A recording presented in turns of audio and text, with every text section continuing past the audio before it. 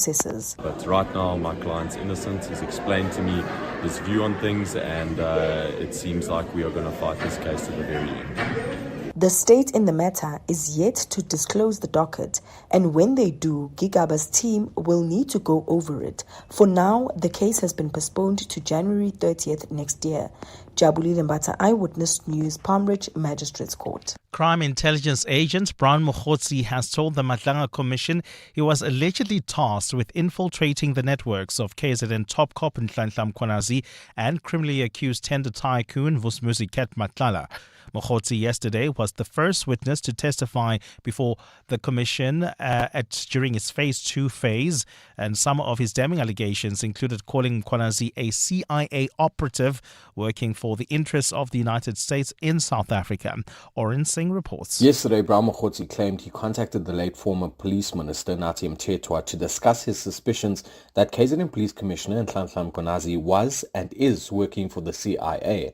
He claims he spoke to Mthethwa in August, a month before he was found dead in Paris. Mthethwa said he shared my suspicion. In order to confirm this, he said I needed to travel to Kenya to meet with a contact who was aware of CIA operations in South Africa. Mokgotsi says his handler instructed him to get intel on both Mkhwanazi and Vusmuzi Ket Matlala. I had to continue infiltrating Matlala network in order to identify all the role players within SAP's tender that was awarded to him.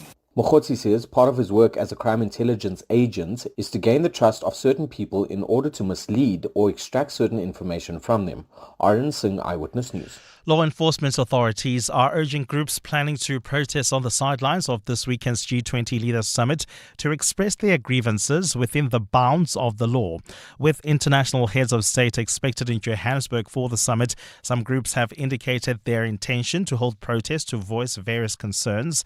The National Joint Operation and Intelligence Structure says law enforcement will combatively respond to anyone who poses a threat to the security of the international visitors. Speaking at a media briefing last night, NetJoint's co-chair Tibelo Mosikili emphasized that police will not tolerate any unlawful behavior. Failure to do so could land you in a wrong side of the law, and we shall not hesitate to act decisively with any acts of lawlessness. We know our rights as South Africans, and we shall exercise those rights without fear or favor, but within the confines of the law. And US President Donald Trump has defended Saudi Crown Prince Mohammed bin Salman over the 2018 killing of journalist Jamal Khashoggi. Trump was speaking in the Oval Office in Washington yesterday during a visit by the Crown Prince, insisting the kingdom's leader knew nothing about the murder. A U.S. intelligence assessment in 2021 concluded Prince Mohammed had ordered the operation to kill Khashoggi, who was murdered and dismembered inside the Saudi consulate in Istanbul. But Trump raged at a journalist who asked the prince about the case on his first U.S. trip since the murder. You're mentioning somebody that was extremely controversial. A lot of people didn't like that gentleman that you're talking about. Whether you like him or didn't like him, things happen, but he knew nothing about it, and we can leave it at that.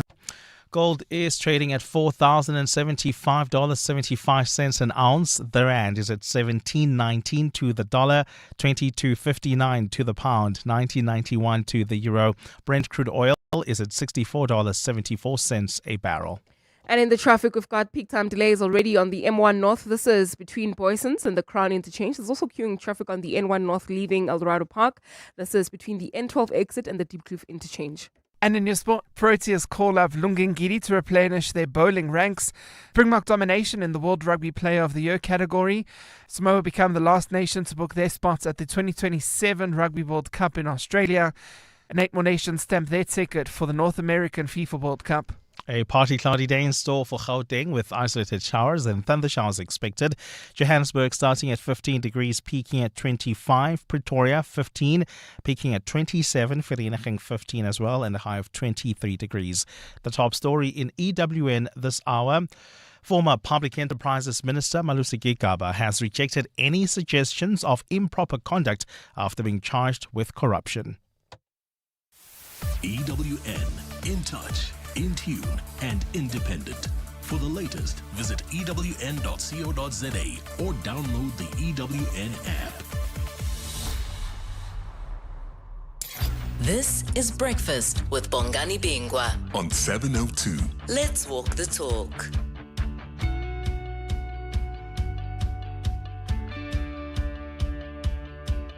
Good morning, good morning, good morning. It's 7 minutes after 6 o'clock. It's a Wednesday. It's the 19th of November, the year of our Lord 2025. Welcome one, welcome all. Welcome to the program. We have a stunning menu for you today. We start, of course, in the Africa Report, focusing on Tanzania. Remember the recent election? The incumbent, the president, won 98% of the vote. What probably didn't hurt her was that many opposition leaders were behind bars or unable to participate in that election. She is the girl that she thinks she is. She is the queen that she thinks she is. The ruler she thinks she is. Why do I say that? Well, guess her key appointments in health and education. Guess who she might have chosen? Seeing as she couldn't choose from the jailbird opposition parties, no GNU for them, she's chosen her son-in-law and her daughter for those key posts. We'll catch up with a fantastic Tanzanian journalist to give us up to speed and a sense of what's unfolding in that country. Our big interview is with Sim Chabalala. This is, of course, the group CEO of Standard Bank. They are leading the B20 conversation, Muteo. That begins today. And in a sense, it's more important than the G20, isn't it? Yeah, no, the B20 is the business and economic framework of the G20. So any decision that's got to do with trade, infrastructure, finance, funding across the world, that's where it gets decided. This is Breakfast with Bongani Bingwa on 702. Let's walk the talk. So in a sense, if you could have the president for the G20, having Sim Chabalala is like having the president on the business side. Yes, in fact, in one of the events just the other day, the co-chairs that he was working with from different countries, the US, Australia, they said the way he was conducting himself as the chair of the B20 framework for infrastructure and finance, he was almost stately in the way he was moving. So, yeah, you're quite right. Yeah, no, I mean, he's that guy who will tell you, who will just sort of rattle off Greek philosophers, Chinese philosophers, African griots and sayings from West Africa, and he'll tell you about some obscure writer from Peru. He's that kind of guy. So a global citizen of note. He's our big interview this morning. We're going to be looking at where, in particular, I think South Africa finds itself, as the host of this gathering, and what that means for any possible advantage that might arise out of it, for the country and for the continent. Have we done as well as some are suggesting we are? Or perhaps are we doing a little bit of navel gazing and praising ourselves just a little too quickly? All of those questions to be posed to Sim Chabalala. It is a Wednesday. We catch up with another corporate that cares. Chris Dodd from the iStore, the CEO, will be here just before 9. You're with Bongani Bingwa. 702 weekday mornings, 6 to 9 a.m. You are indeed with Bongani Bingwa, and of course you are with other people. KG here, starting the clock. We have Anthony Teixeira in for Cindy Paluta for the rest of the week. And Amoramila is here. A very good morning to you. Good morning, Bongani, and morning 702 landers. You've already heard the dulcet tones of one Mutero Hwaripeb. We've got producers Siamtanda and Robfiwa in the booth, and we're, of course, Karabo dealing with all of our social media stuff. Can I call it stuff? Because it's all of that and so much more, right? So here's a question, Amo. Who would you trust and who would you not trust with the family credit card?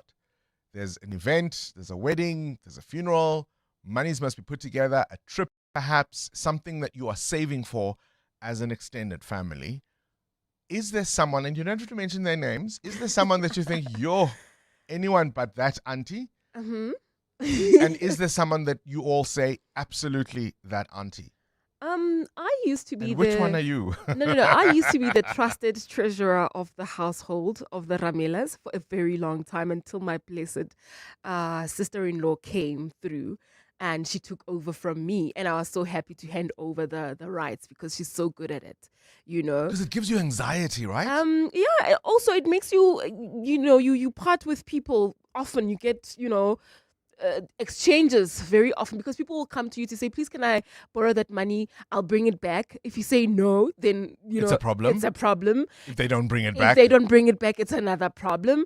And you have to set boundaries and all of those things. So it's a huge responsibility. and then you chase people for their contributions. Then you have to based on their chase people. commitments. You have to go and bank the money if they're using different banks. You have to go withdraw the money if they're sending you via e-wallets or what have you. It's a lot of work. So right now, my sister-in-law has taken over the job and she's doing fantastic. And all power to her. All power to her. Muteo? Definitely my father. He's been the treasurer of his society group for as long as I can remember. But also he's very boring and frugal when it comes to money.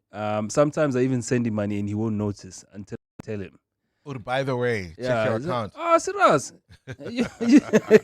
Because that's the guy you want to give money. That's the guy you right? want to keep the money. All right, a fun question. We'll explain why we're asking. It does relate to our politics in the most interesting way. But who do you trust in your family? Who's the go-to treasurer? Who would you not trust with the family credit card? And is there a story behind that? Let's walk the talk. 702. All right, one of the things, of course, we've been keeping an eye on is the ad hoc committee in Parliament looking at all sorts of activities, really, when it comes to our law enforcement. And yesterday was the turn of Professor Mary de Haas. This is somebody I've interviewed a number of times, and she's the go-to expert, particularly when it comes to political killings and violence in KZN. You remember, of course, there was that inquiry that looked particularly into violence and political assassinations in KZN, and she was the voice of reason until came along one KZN Police Commissioner, Lieutenant General Nhlanhla Mkhwanazi, who essentially said to us, hang on a minute, this Mary Mkhwanazi person that you are all relying on may not be as well versed as you may think she is. I want to remind you of that moment last month before that very same committee, General Nhlanhla Mkhwanazi telling us or raising questions about the expertise of Mary de Haas. She, of course, was before the committee yesterday, and there were some pearlers in terms of the exchanges there. I'll come to those in a moment. But let's start with Nhlanhla Mkhwanazi and what she had to say about this woman's credibility. I want to challenge and I want to request this ad hoc committee to invite Mary de Haas, not visually. If she's in a wheelchair, we'll bring her here. But she must come here and sit in this chair and repeat that which she wrote. And then allow the honorable members to ask her questions. I did not start at the University of KwaZulu-Natal, but I learned that she's an academician. And I'm disappointed if I was a student of Mary de Haas, if she was a lecturer, and she would have made me pass a certain qualification, I would begin asking myself whether is that qualification credible. Well, yesterday she faced some tough questions from MPs, some of which you could fairly say she didn't handle with aplomb. Let's start with this moment with the EFF's Leanne Matthys challenging the researcher Mary de Haas about her credentials. Have a listen. Just some clarifications on your qualifications. You said you've got a Master of Social Science degree.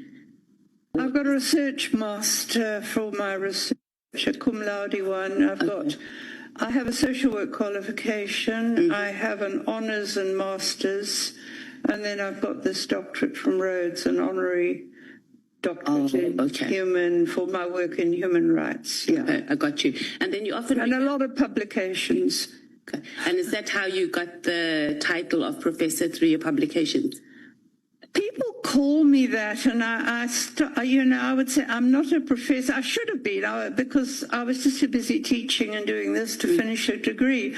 But I mean, it's quite not difficult to finish a PhD, and I've published most of it. So, I mean, people call me that, and they use this term professor often in America if you're an academic at university. But I didn't get the official professorship because I hadn't finished the PhD that would have got me the professorship when I was teaching. So essentially, she doesn't have the PhD, which she says is easy to finish, and anybody can finish a PhD. She just never got around to doing so, and has been called professor for many a year, although, strictly speaking, we now know she really isn't necessarily a professor. What did you make of that? I'll play you some more clips from the ad hoc committee yesterday, but it was very, very revealing indeed. Breakfast with Bongani Bingwa on 702. Let's walk the talk. Joe Haripa, you've got a question of your own? Yeah, I want to know from you and other 702 landers, Bongs, do you have someone in your life, friend, colleague, associate, that holds you accountable or calls you out? And do you respect them for it, or do you have a love-hate relationship with them?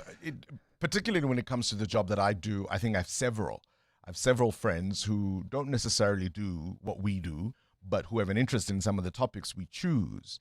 And yeah, I get WhatsApp voice notes.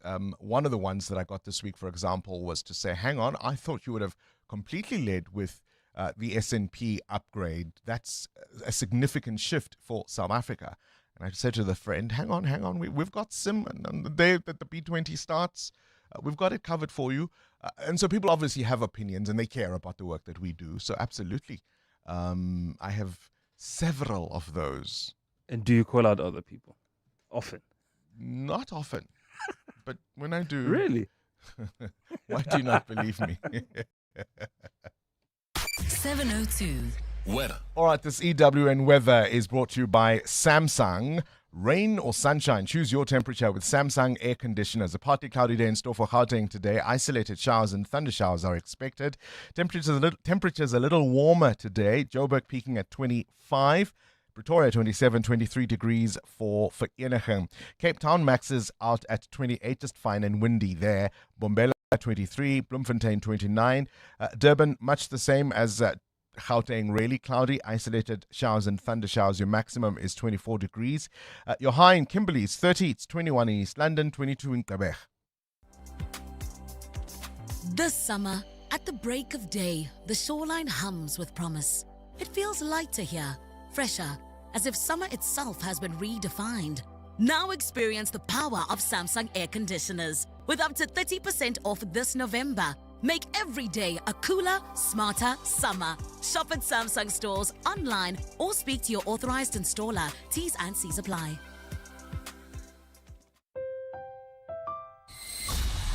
EWN Traffic. 20 minutes after 6 o'clock, this EWN Traffic brought to you by Outsurance. SMS out to 451442 now. And you could save on your car insurance. If you don't, ask them for 500 Rand. Amo, that first look at the roads, what are we seeing? Well, Bongani, we've got delays along the N1 North. This is just as you leave the south of Joburg, Eldorado Park, as well as Netrena towards the Diepkloof interchange. There's also queuing traffic on the Mike 1 North between Boysons and Carr Street. While traveling on the R59 North, expect some delays. This is between Swartkopies Road and Nelson Mandela Avenue. I'll have more updates for you, but if you come across anything on the roads, please do share those reports with us. We're on X at EWN Traffic. There's more EWN on air, online, and on the EWN app. The Outsurance pointsmen know that every car on the road carries a story. There's a car with a shift worker making his way home and daydreaming about his next career move, his next chapter. The Outsurance pointsmen know it's not just a car in traffic, it's a possible light bulb moment that could change someone's life. Every story is different and every story matters. That's why the Outsurance pointsmen have been doing what they do since 2005 in proud partnership with 702. Outsurance is a licensed insurer and FSP. If you think you cannot afford a lawyer, think again. Clientele Legal has made professional legal services affordable. You receive up to 745,000 Rand worth of legal services per year. Our range of plans include cover for you, your spouse, children, and extended family. Plans include cover for civil, criminal, and labor-related matters.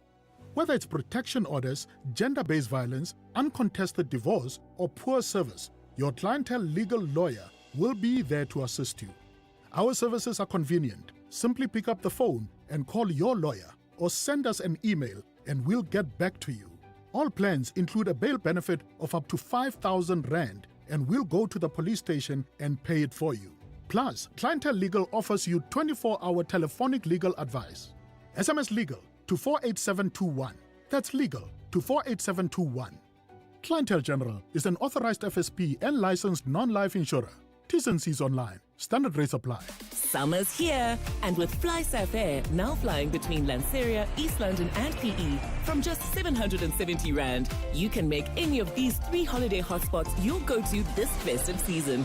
From sun-soaked beaches to buzzing city breaks, FlySafair has you all set for the holidays, wherever the adventure takes you. So pack your sunnies, pick your playground, and fly into summer. Book now at flysafair.co.za.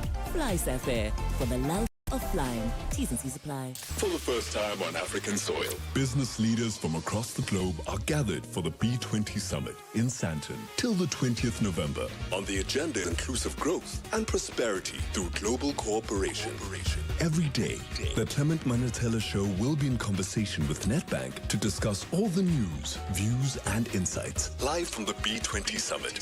So tune in to 702 in conversation with Nedbank, proud sponsors of the B20 Summit. Nedbank is a licensed FSP and registered credit provider. 702. Add your voice. Have your say. Let's walk the talk. Good morning, Bongs and the team. Yo, hi, Mary. I literally slept at midnight last night because I've never been so entertained by someone. I'm just in utter awe that this is a woman that's like literally telling people what to do in the higher up position. I'm baffled. Like, what a puppet show yesterday. I'm sorry, Mary, but wow, it's crazy. Mary DeHaas never. Oh, what? Yeah, I thought it was important to remind you of how all of this started. She was also, of course, mentioned quite extensively by Bheki Cele, and she had something to say about him too. That I'll play for you coming up. Start your day with Bongani Bingwa on 702. Let's walk the talk. 24 minutes after 6 o'clock, things you need to know at this hour. So here's a question. Is there blood on the floor in the Democratic Alliance? After the axing of former Minister Dion George last week, allegations of bullying, intimidation, and even harassment have emerged against him. These, of course, are unsubstantiated at this point. But meanwhile, Dion George, you'll remember, is the holder of the Blue Party's purse, is in charge of the DA's finances. And he now says, listen to this, Mateo, he says the DA leader, John Steenhuisen, had to be relieved of the DA's credit card after the account could not be reconciled. This as the Agriculture Minister faces fresh scrutiny over a default judgment, which he does not deny, for 150,000 Rand in unpaid personal credit card debt. He told the Citizen his private finances are his personal business unless somebody is trying to level allegations of corruption or undue benefit to him. Frankly, it's none of your business. Imagine if Julius Malema had said this. What would the leader of the DA say? If Julius Malema had said, yeah, I've got a default judgment for unpaid credit card debt, 150,000, but it's my personal business. Yeah, my party had to relieve me of the party credit card, but what's that to do with you?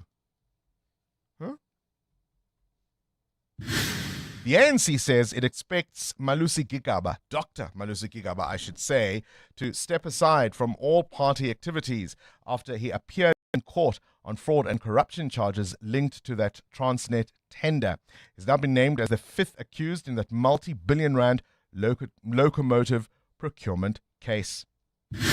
Later today in the Worldview, we'll get an update on that House of Representatives vote 427-1 to release the Jeffrey Epstein-related files from the Justice Department. 427 members of Congress said release them. Only one guy said not. I wonder who that guy was and what they were thinking. We'll get more details from Adam Gilchrist. The DA has now lost its majority in the George municipality and has formed a new coalition with the FF Plus and the ACDP. It comes after 2 DA councillors defected to the Patriotic Alliance, weakening the Blue Party's previous coalition strength. And it was on this day in 2012, Rihanna dropped her 7th studio album, Unapologetic. It delivered hits like Diamonds, Stay, Pour It Up, Right Now, What Now, Jump, and the ballad Stay. Later inspired a notable cover by the Dalla band Low. 702.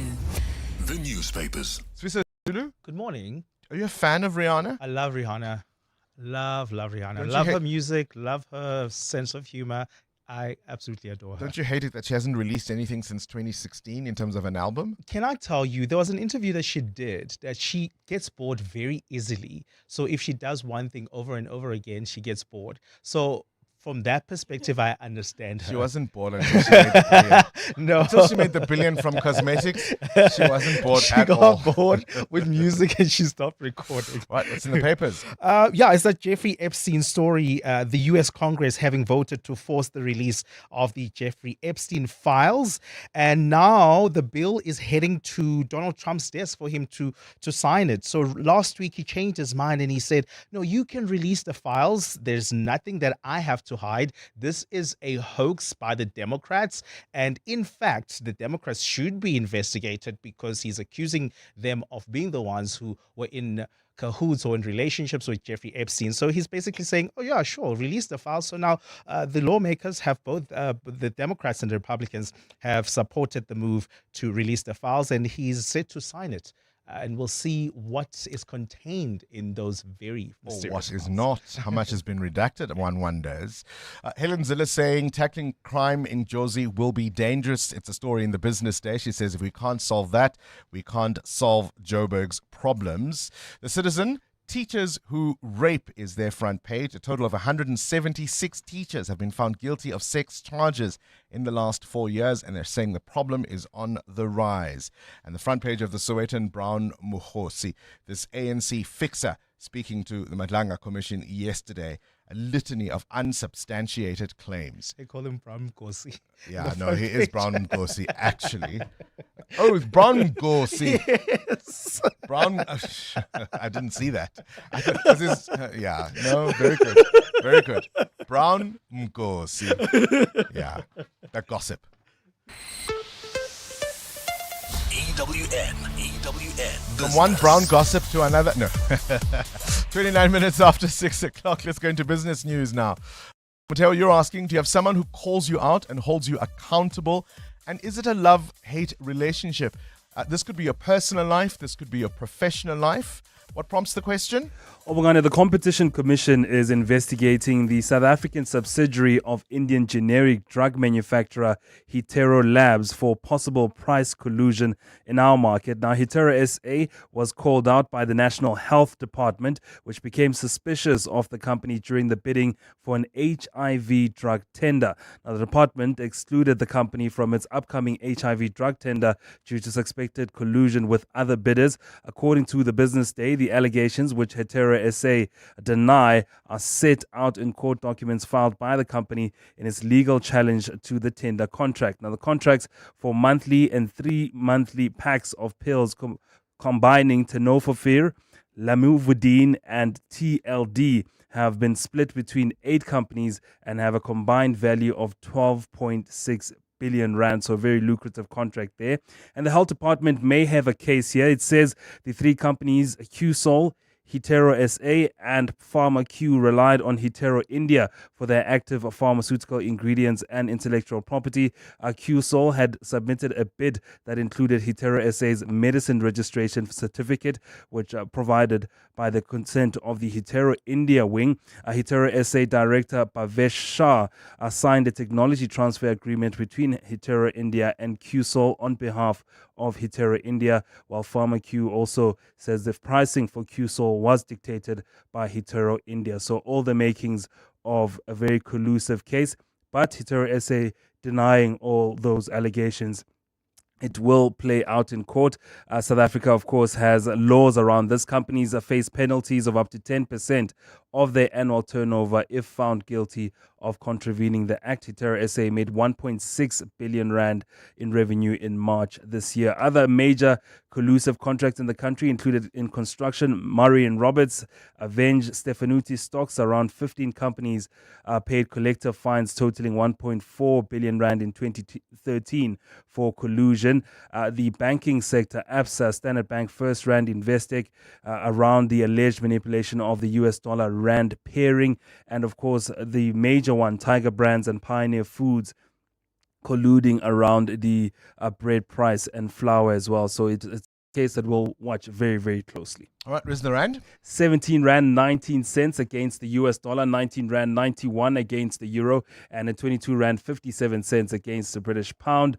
Price of gold at $4,070 an ounce, or platinum it's at $1,538. Brent crude at $64.72 a barrel. More business after 7.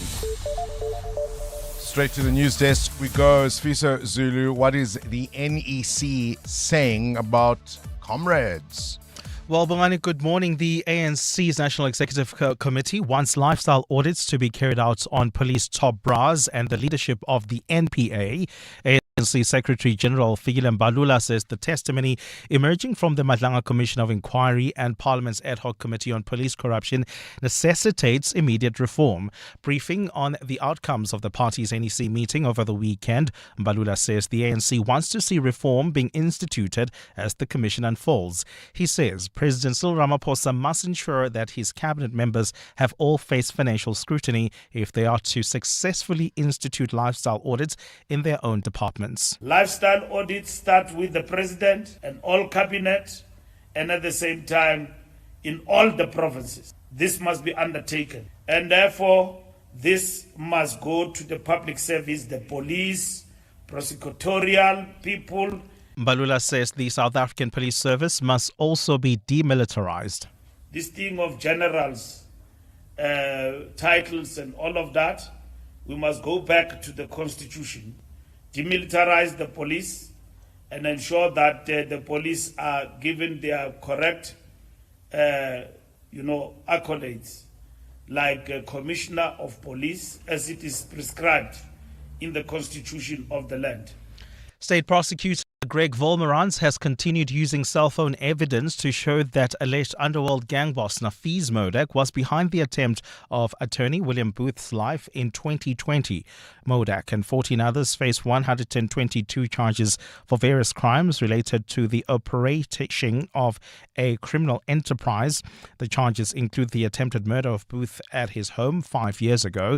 The high-profile trial continues in the Western Cape High Court. Carlo Peterson is following proceedings. Nafiz Modak says he was hired by businessman Shanil Maharaj to perform a debt collection from a former state witness who can only be identified as Vali in March 2020. Modak told the court he asked co-accused Jacques Cronier to do the collection after Maharaj indicated he could not afford Modak's services. State prosecutor Greg Volmerans asked Modak why he continued to communicate with Maharaj after he handed the collection over to Cronier. These communications that we're going through shows that you were at the forefront of the Volley saga that connects to William Booth as well. Carlo Peterson, Eyewitness News. And both chambers of Congress in the U.S. have agreed to order the Justice Department to release its files on sex offender financier Jeffrey Epstein. The House of Representatives overwhelmingly approved the measure in a vote, and the Senate unanimously fast-tracked it without a formal vote. The move comes just days after President Donald Trump reversed his position and urged Congress to vote to disclose the records following public pushback from many of his supporters.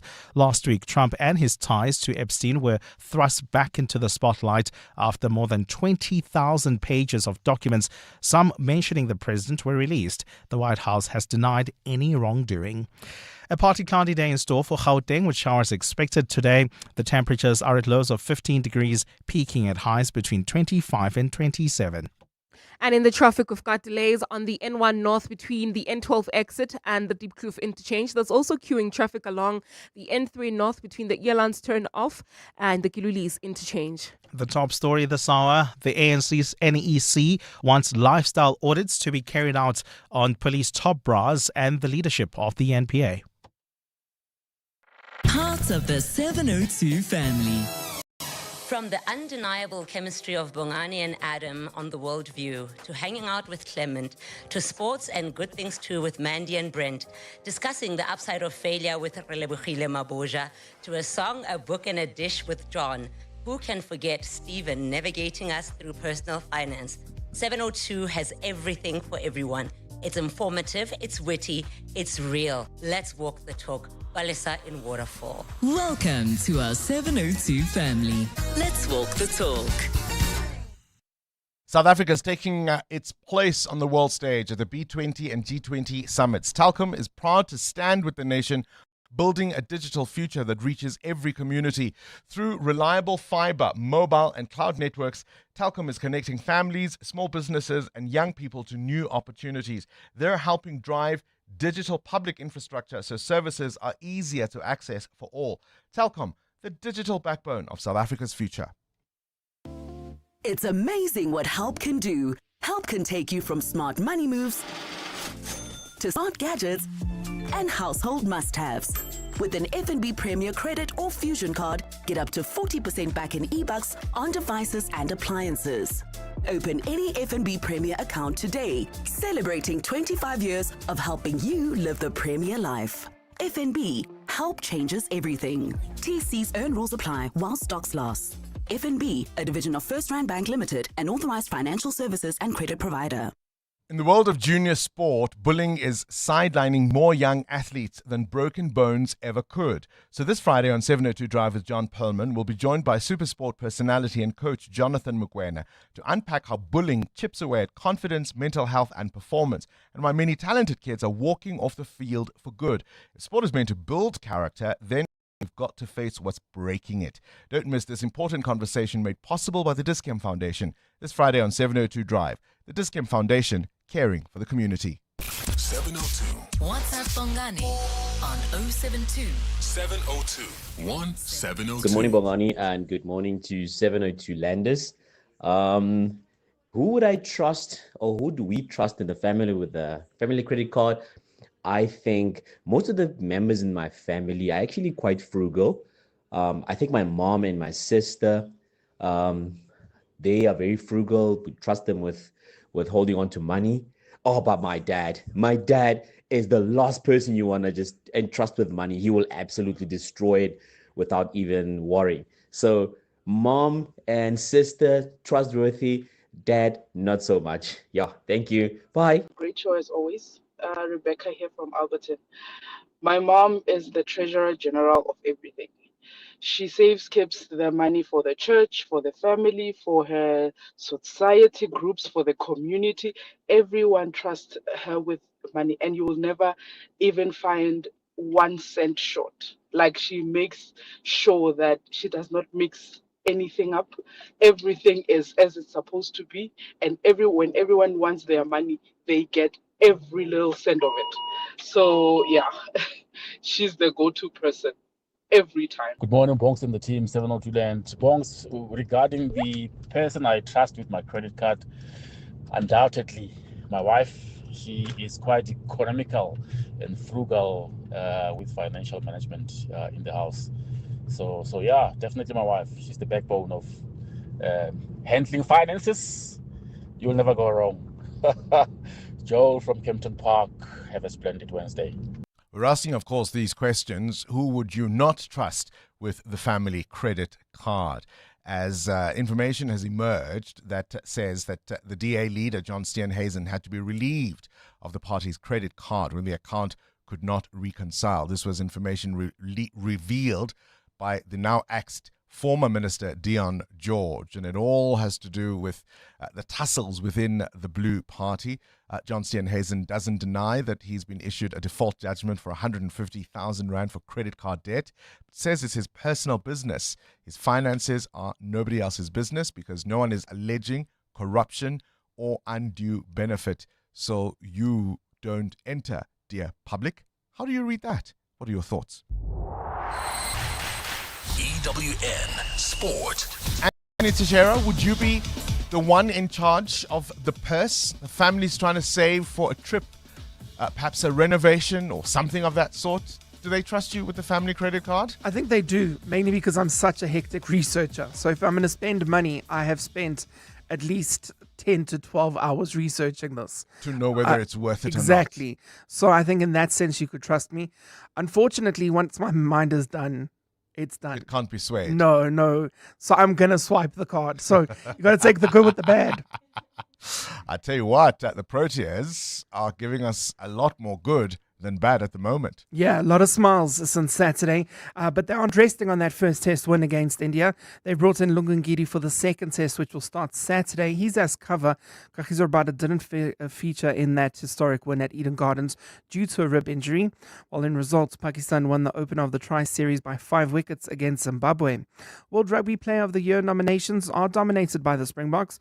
Reigning winner, Peter Steph du Toit, hooker Malcolm Marx and Oxen Chair, who became the first prop to be up for the men's award, will be joined and going head-to-head against French try-scoring machine Louis Belabiri. Ethan Hooker's rise in world rugby has seen him get the nomination for a Breakthrough Player of the Year, and he's up against All Blacks Fabian Holland. Only positive from the terrible 2025 Wallaby season, Joseph Aukuso Sualili, as well as just 168 minutes under his belt, Henry Pollock, the surprise name there. Samoa have meanwhile snatched the last 2027 Rugby World Cup spot. It was probably the hardest way that they could have booked that spot in Australia. They ended 13-13 with Belgium. In that last match of qualification, they advanced due to a single bonus point. In football, 42 nations have now qualified for the 2026 FIFA World Cup. Spain's 2-2 draw with Turkey enough. We also saw Austria and Switzerland manage to pick up respective 1-1 draws with Bosnia-Herzegovina and Kosovo, which carried them through. Belgium seeing off Liechtenstein 7-0, and after 28 years, Scotland are back at the finals after a 4-2 victory over Denmark. An emotional manager, Steve Clark, spoke about that. Felt the pressure of the nation to try to get to World Cup, so immediately that falls off your shoulders and you feel a little bit better. But what a fantastic group of players! Never give up. I've said it. CONCACAF qualifying saw Haiti return to the finals for the first time since 1974, while Curaçao will be the first ever performance at a FIFA World Cup next year. And Panama have also sealed the spots. And in tennis, Carlos Alcaraz announced he won't be playing at the Davis Cup with Spain. The world number one citing swelling in his right hamstring and following medical advice to withdraw. Belgium reaching the semi-finals after back-to-back singles wins over France. Anthony Teixeira, Eyewitness News Sport. The Midday Report. Weekdays, 12 to 1. This brown horse is lying. This guy is lying. You can even hear it straight after this guy is lying. I think he was sent by other people to blackmail General Mkwanans. But otherwise, you can even hear it. Lies, you can hear lies. You don't have to try and figure anything out. But you can hear that this guy is lying. Lies, and everywhere is lies. Yeah, it's a lot, eh? It's a lot. These are going to have to be corroborated. What kind of evidence is there? The Midday Report with Mandy Wiener. 12 to 1 on 702. 702.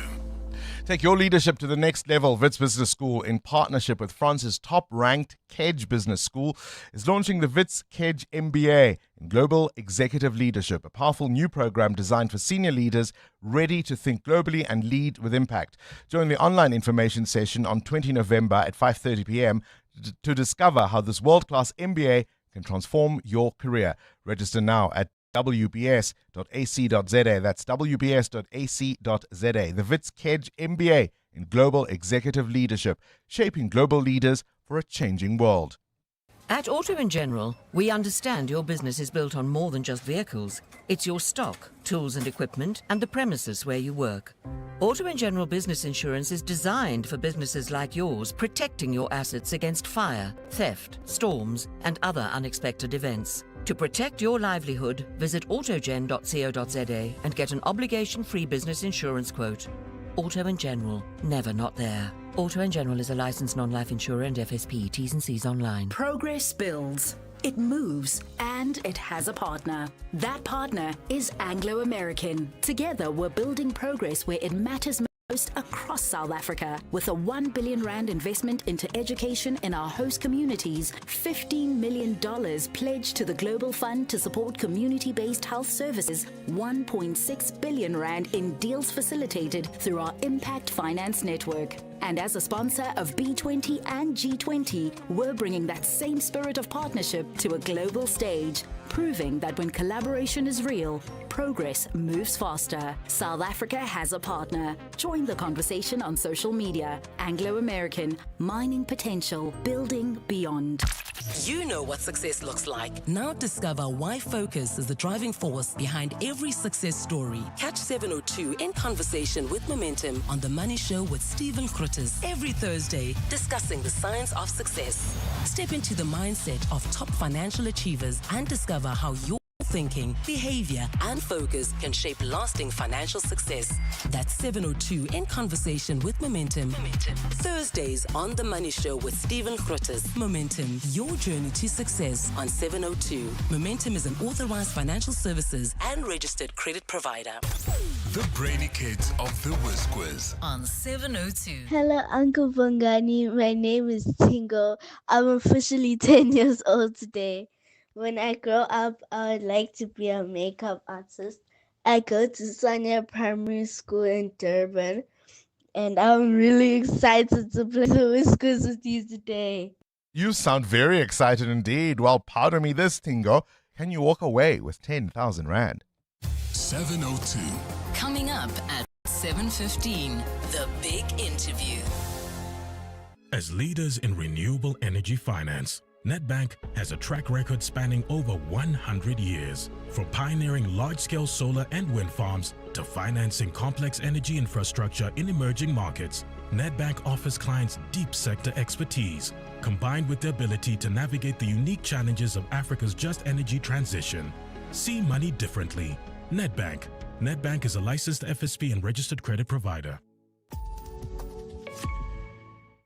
Why wait? Sell your ride now and enjoy instant payment with a seamless experience. We Buy Cars isn't playing when it comes to buying cars. It's faster and easier than you think. Curious about what they'll offer? Visit webuycars.co.za today. Looking for your next ride? Explore a massive range of cars, bikes, boats, bakkies, and more online or in-store. We Buy Cars, the best way.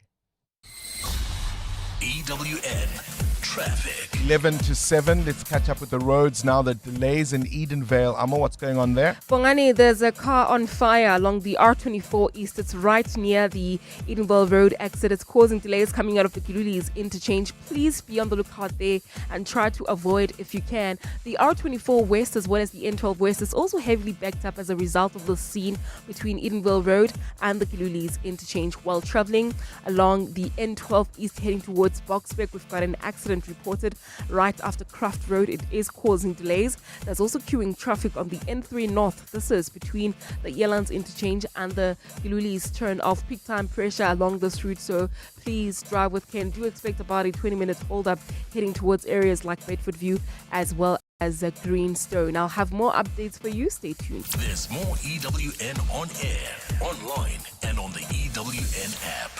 Business Outsurance are experts in business insurance for optometrists, surgeons, and other medical specialists. Here's Chrissy. Business Outsurance is the best insurer for my business. They have great premiums, wonderful service. I know without a doubt that Outsurance has my back, and you always get something out with Outsurance. Switch to Business Outsurance, and you could get a massive 20% discount on your business insurance premium. Visit outsurance.co.za. Switch and save today. Licensed insurer and FSP. TCs and information online. Progress builds. It moves, and it has a partner. That partner is Anglo American. Together, we're building progress where it matters most across South Africa. With a 1 billion rand investment into education in our host communities, $15 million pledged to the Global Fund to support community-based health services, 1.6 billion rand in deals facilitated through our Impact Finance Network. And as a sponsor of B20 and G20, we're bringing that same spirit of partnership to a global stage,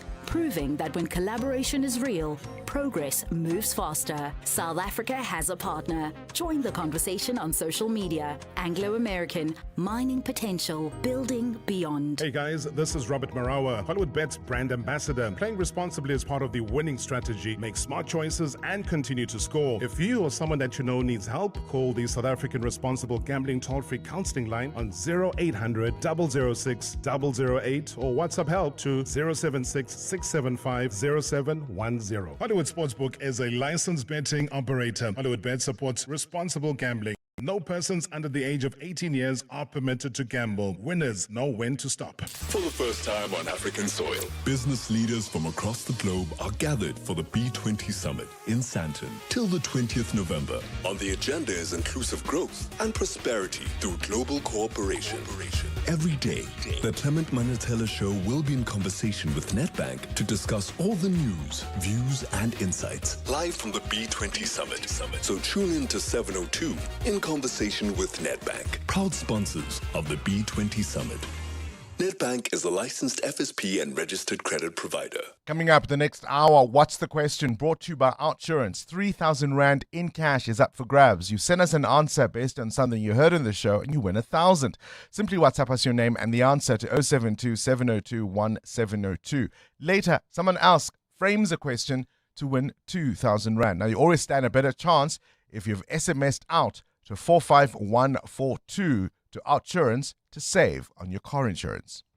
Who is the whizziest of them all? It's the Whiz Quiz on 702.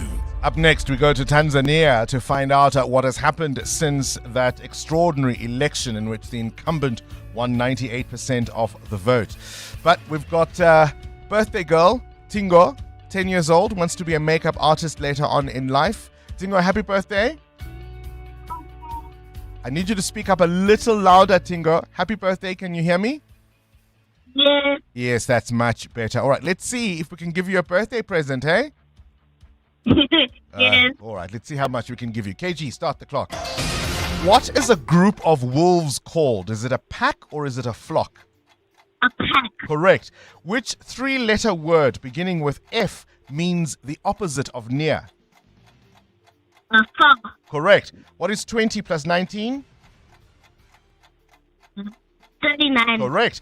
True or false? In Facebook, you can unfriend someone. Correct. Which sport has more players on the field, netball or cricket? Cricket. Correct. True or false? A makarapa is a trumpet that is blown at soccer matches. Oh. Correct. Complete the movie title, Raya and the Last What? Dragon. Which word is a verb, over or drive? Drive. Correct. What color triangle on our flag is closest to the flagpole? Black. Correct. Spell the word classic. CLASSIC. Those were the only two you got wrong. So close. Rare and the Last Dragon. Tingo, you did really, really well. Happy birthday. And how's 800 Rand in your kitty, hey? Well, I think Tingo a little overcome by the competition there, not able to hear us. But nonetheless, she did really, really well, walking away with 800 Rand. The Brainy Kids of the Whiz Quiz On 702. 702. The Africa Report. Catch up with Tanzania now. You remember, of course, President Samia Suluhu Hassan won 98% of the recent election in that country, and she's gone ahead and become the ruler she thinks she is. Guess who she's named in key ministerial posts, education and health? She says it's all part of the next generation, but it just so happens her daughter and her son-in-law have taken those posts. What does it mean then for democracy, governance and the country? Joining us to unpack all of that is Sammy Awami, a journalist on the ground in Tanzania. Sammy, thank you very much, firstly, for your time, and welcome to 702 Breakfast. Well, thank you very much for having me. The president is indeed the ruler she thinks she is. She is. In fact, you mentioned there about the protests, which were quite deadly the response from the government was quite unexpected. A lot of people thought maybe the government would move in and apologize early on, and go on to investigate what happened, and even maybe put accountable all the police officers who were accused of carrying out the killings.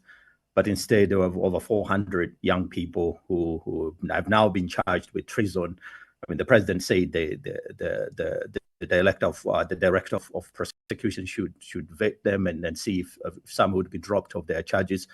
But we don't know yet when will that happen.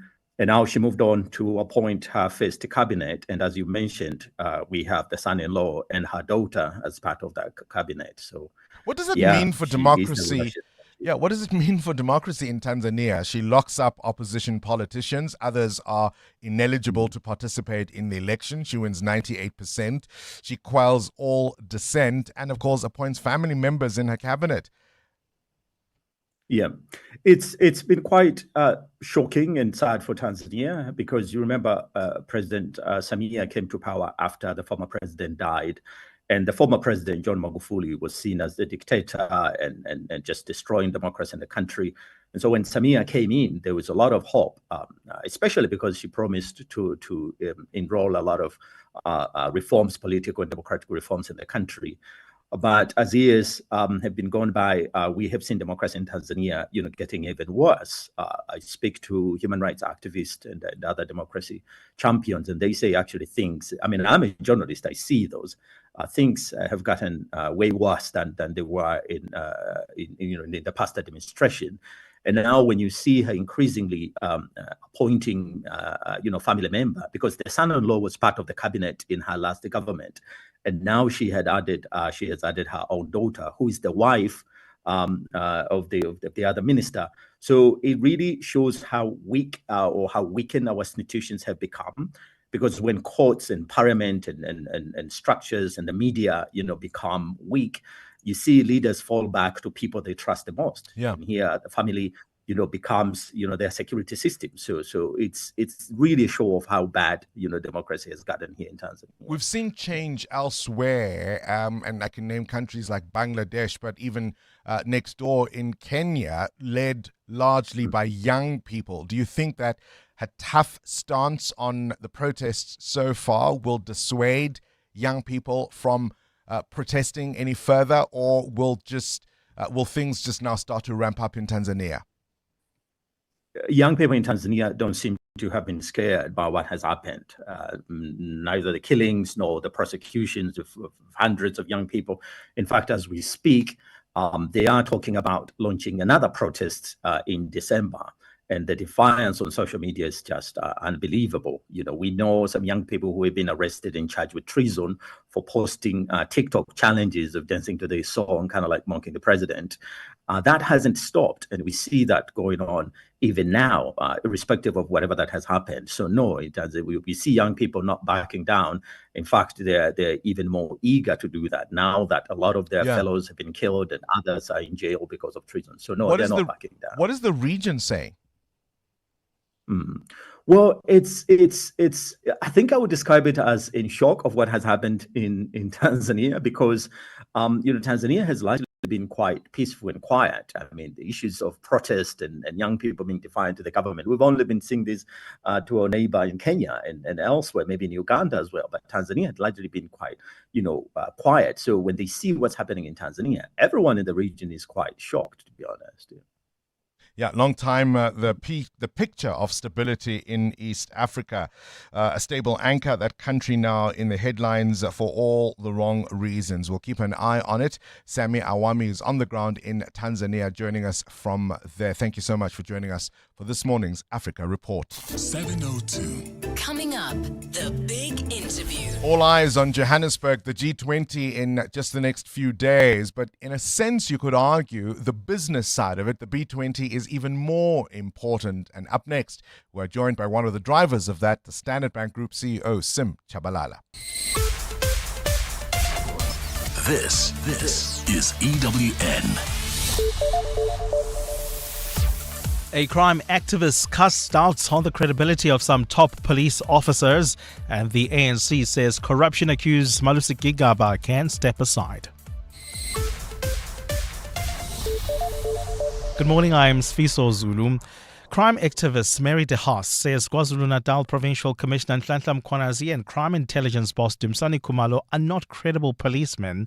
De Haas has also told Parliament yesterday that Mkhwanazi was wrongly promoted to acting commissioner under former police minister Bheki Cele. She's also questioned Khumalo's qualifications to lead crime intelligence and also accused National Police Commissioner Fani Masemola of lying under oath. De Haas was giving evidence before the Parliamentary Ad Hoc Committee that's investigating allegations of police corruption. Babalo Ndenze reports. Mary De Haas, during her testimony, was very critical of the PKTT and also defended her calls for its disbandment by Minister Senzo Mchunu.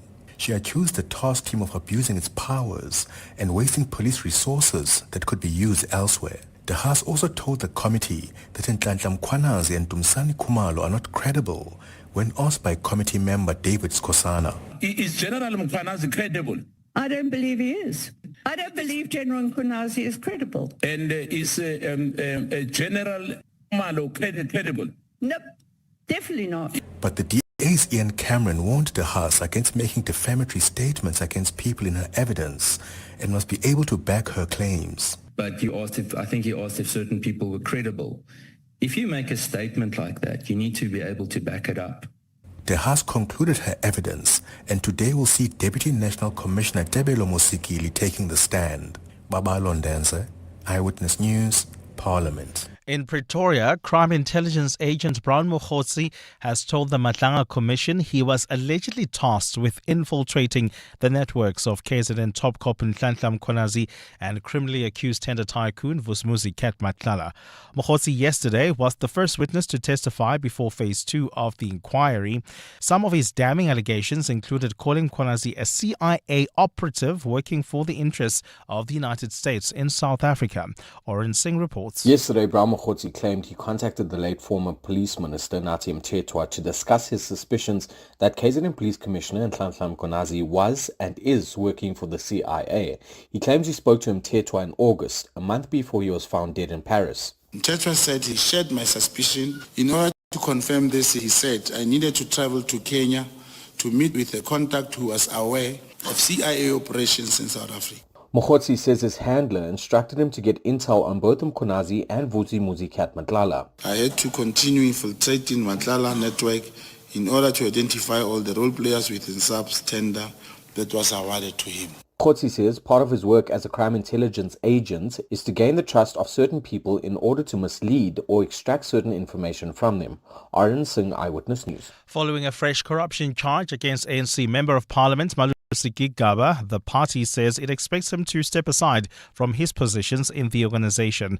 Gigaba yesterday appeared before the Palm Ridge Magistrates Court alongside 4 former Transnet executives, Brian Mulife, Siyabonga Gama, Anosh Singh and engineer Tamsang Ngajiani.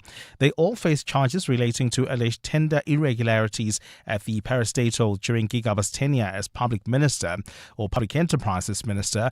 Gigaba is also an ANC National Executive member. ANC Secretary General Fikile Mbalula highlighted the party's step-aside rule stipulates that any member charged in court must relinquish positions in government and within ANC structures. Malusi case has been dealt with. We got the report towards this press conference. I didn't have a letter from Malusi, but from the ANC side, if Malusi is charged with corruption, he will have to step aside. He will do that voluntarily. It's consistent with the ANC policy of step aside. And former Deputy President Phumzile Mlambo-Ngcuka says if Africa is not thriving, it's because of poor leadership. Addressing the G20 Social Summit opening ceremony yesterday, Mlambo-Ngcuka said given the continent's vast tracts of arable land and mineral deposits, its people should not be in poverty-stricken and hungry conditions. As the summit enters its second day in Boksburg today, Mlambo-Ngcuka, who has been serving as its co-convener, says delegates from all over the continent have to make their voices count. Lindsay Dentlinga reports. This is only the second time a social summit is convened as part of a G20 program after being initiated by Brazil last year. Co-convener Phumzile Mlambo-Ngcuka has encouraged delegates to think about how they want the summit to grow in future, hinting that it will probably not feature on the United States agenda when it takes over the presidency next year. How will we ensure that what we've decided here is not lost along the way, just in case next year is not so cool? Mlambo-Ngcuka says people must take responsibility for their own futures, and if the continent is struggling, it's of its own making. If Africa is not doing well, it is because we are not providing leadership. Mlambo-Ngcuka says South Africa's G20 program would have had little value without including the lived experiences of ordinary people. Lindsay Dentlinger, Eyewitness News. Gold is trading at $4,076.60 an ounce. The rand is at 17.17 to the dollar, 22.56 to the pound, 19.89 to the euro. Brent crude oil is at $64.70 a barrel. And in the traffic, we've got an accident. In fact, a vehicle on fire. It's on the R24 East. It's right near the Inville Road exit. It's causing delays coming out of the Kidulis interchange while traveling on the R24 as well as the N12 West. Do expect delays due to onlookers there just as you approach the scene. And in your sport, Thomas Dutoy backs a fellow prop Oxenchair to win World Rugby Player of the Year. He's nominated alongside fellow Springboks Malcolm Marx and reigning champ Peter Steph Dutoy. Ethan Uka's rise with the Boks has seen him nominated for Breakthrough Player of the Year. And the Proteas have backed their pace bowling as they recalled Lungingiri for the second test against India. A partly cloudy day in store for Gauteng with isolated showers and thunder showers expected. Johannesburg is at a low of 15 degrees, peaking at 25. Pretoria 15 and 27. Vereeniging 15 as well and a high of 23. The top story in EWN this hour. Crime activist Mary De Haas says KwaZulu-Natal Provincial Commissioner Nhlanhla Mkhwanazi and crime intelligence boss Dumsani Khumalo are not credible policemen. EWN, in touch, in tune, and independent. For the latest, visit ewn.co.za or download the EWN app. This is Breakfast with Bongani Bingwa on 702. Let's walk the talk. Who's credible, who is not? The ad hoc committee in Parliament investigating nefarious activities in our law enforcement had its own chance to interact with Mary De Haas, as had been recommended by the KZN Provincial Commissioner Nhlanhla Mkhwanazi. And I'm not sure if she came off best necessarily. She was quizzed about a number of issues, including, of course, by Umkhonto weSizwe's David Kosana, who questioned Mary De Haas about her claim that certain ANC factions were making deliberate attempts to control certain municipalities. Have a listen to this exchange. In paragraph 4, you claim that there was an obvious attempt by certain ANC faction to secure municipal control. My question is, who told you that? Or unless you are an intelligent analyst. Well, it was almost common knowledge, and certainly people in the ANC told me that. Well, this one supports this one supports that one supports this one. We were looking at the councillors in the Tekwini particularly. You had no access to classified briefings, am I right? No. I don't personally have any access to anything classified. I think there's much too much classification. We've got to get oversight going. So what gives you the certainty to declare political motives? What I am reporting is what ANC people were telling me at the time, and they can contest it. She was pressed even more about the evidence that she has used to make some of her recommendations, which of course ultimately led to the disbandment of that political killings task team. Have a listen to this moment. This fabrication of evidence was a common theme. I mean, like the Dlamini case that the Honourable Adams has been pursuing. And he said, I mean, even that, somebody said, I got my information about Magoka, I think it was to the Madlanga Commission from Adam's Nana. I've been working with Tabisa Zulu since the 90s. That's where I knew about Magoka. Anyway, but Adam said to me when I finally did speak to her, which was quite recently, I'd only copied him some of the stuff to the committee, and he said to me, you know, I can't even sleep at night thinking of what happened to that poor man. This is Lamini, another one who was seconded to the task team, and one of the convictions they got was his work too, and he was investigating Magaka and some of the other convictions they got, and he's been sitting in prison for 5 years because, well, his story was there were a couple of cases he was doing, one involving an Ngoma case that they were unhappy about, but these are his words, and he must give evidence himself. So, of course, under pressure to provide evidence for her accessions yesterday. I don't know if she did as well as she might have hoped. Meanwhile, at the Madlanga Commission of Inquiry, we heard from the so-called businessman Brown Mugotsi. As we told you a little earlier on, the front page of the Sowetan this morning is calling him Brown Mugosi. He claimed that the general... Lieutenant General Nhlanhla Mkhwanazi and the Zulu King were in fact CIA agents. This extraordinary claim. Have a listen. In your statement, I will read exactly what you say when you introduce this subject of recruitment. You say, I obtained information from one of my sources that King Mrs. Zulu and Lieutenant General Mkhwanazi were recruited by and actively worked for and with the American Central Intelligence Agency, in brackets CIA. Relayed to us by you, this information is hearsay, and relayed to you by your source, it is hearsay. Do you agree? I do not agree, Commissioners. In this world, the intelligence world, when there is a suspicion, you can say yes, it's a hearsay. How a general person will think. At some point, Justice Madlanga says, well, I studied in the US for a time. Does that make me a CIA agent? Yeah, enough said about that. This is Breakfast with Bongani Bingwa on 702. Let's walk the talk. Home Affairs operations in the Mayfair area have detained 600 people in a large immigration law enforcement operation.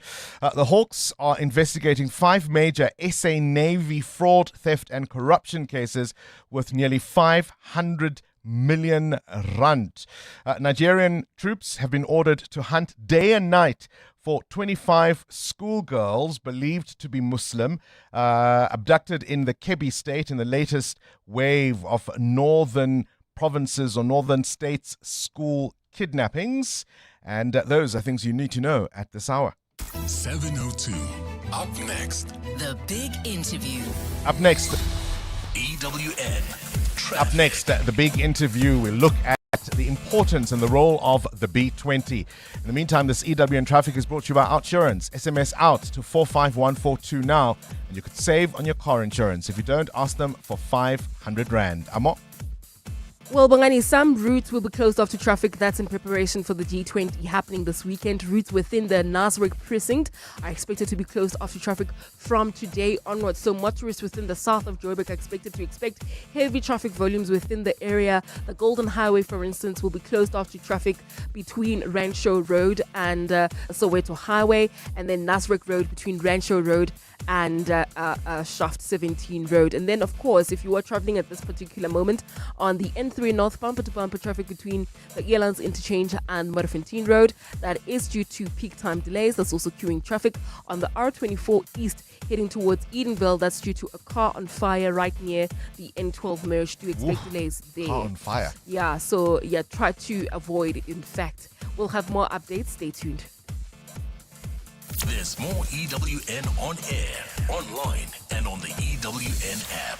The Outsurance Postman can't help your child with their algebra homework, but they can ease traffic congestion so you get home in time to help your kid figure out why X equals 7. With Outsurance Postman on the roads for the past 20 years, we can all get to where we need to quickly and safely. Outsurance really means it when they say you always get something out. In proud partnership with 702, Outsurance is a licensed insurer and FSP. 702. The Big Interview with Bongani Bingwa. It's 7:15 on to this now. For more than a decade, South Africa has languished under the weight of junk status.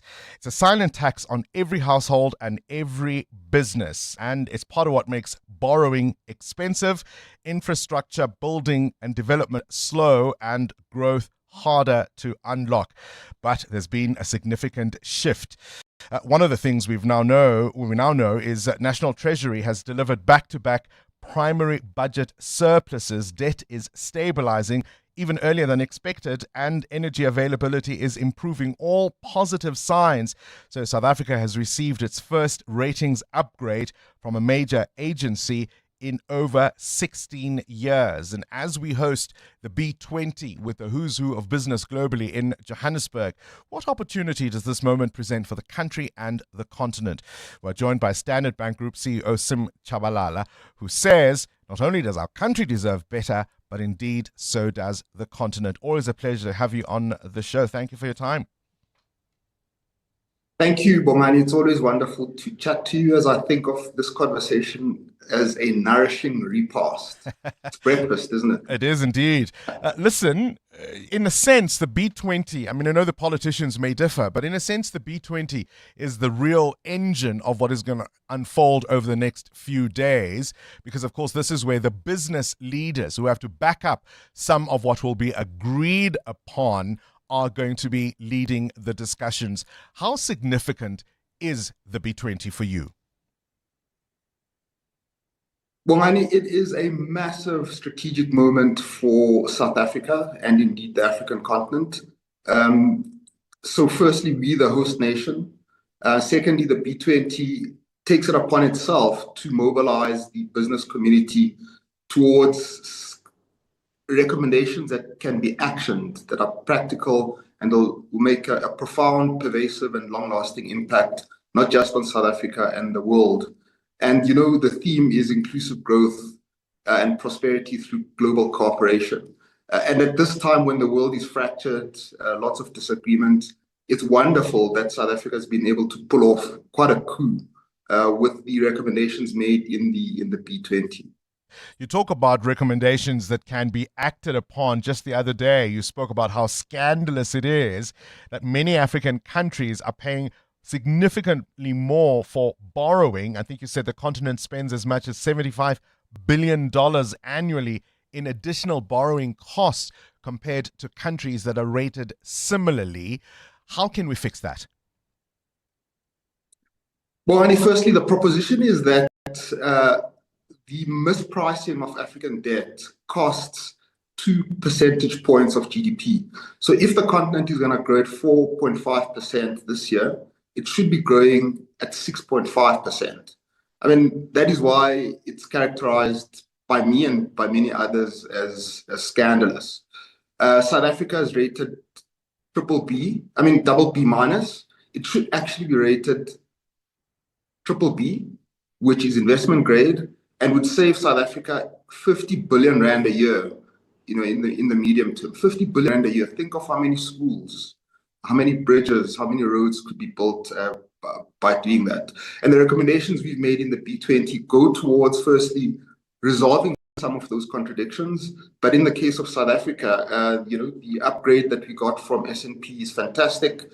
But frankly, as the Jesuits would say, which I know that you are a devotee of, we want more. How much are some of these issues that are driven by narratives we tell about ourselves, perhaps other people say about us? I'm reminded of the comment made by Adrian Gore, the founder of Discovery, who said attitude drives fundamentals, not the other way around. And of course, he's always warned against declinism bias. How much of it is fact? How much of it is imagined? In God we trust, everybody else provide data. The data suggests that the default suggested by the ratings,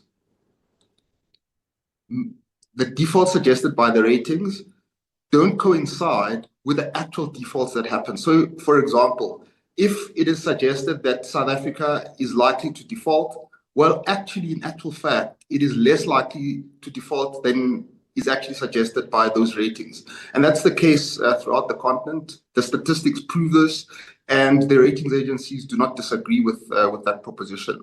Firstly. Secondly, the stories that people tell about the continent have a huge contribution to what people refer to as the Africa Perception Risk Premium. And a lot of people making decisions about that risk premium do not live here. They come here for a couple of days, stay in five-star hotels, make an assessment, go back to their committees, make submissions, and draw, frankly, as I've said, the wrong conclusions.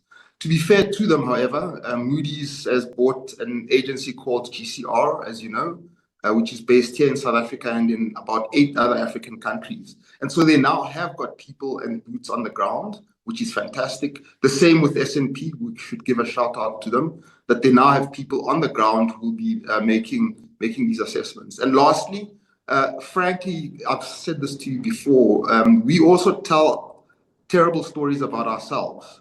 Now, I'm not arguing that we should be naive. As you know, I've argued that we should be rational optimists. What does the data tell us? What does the data say about the debt situation in South Africa? What does it say about poverty and inequality? What does it say about fiscal discipline? You've got to look then at the debt to GDP ratio. You've got to look at governance. How strong is governance in South Africa?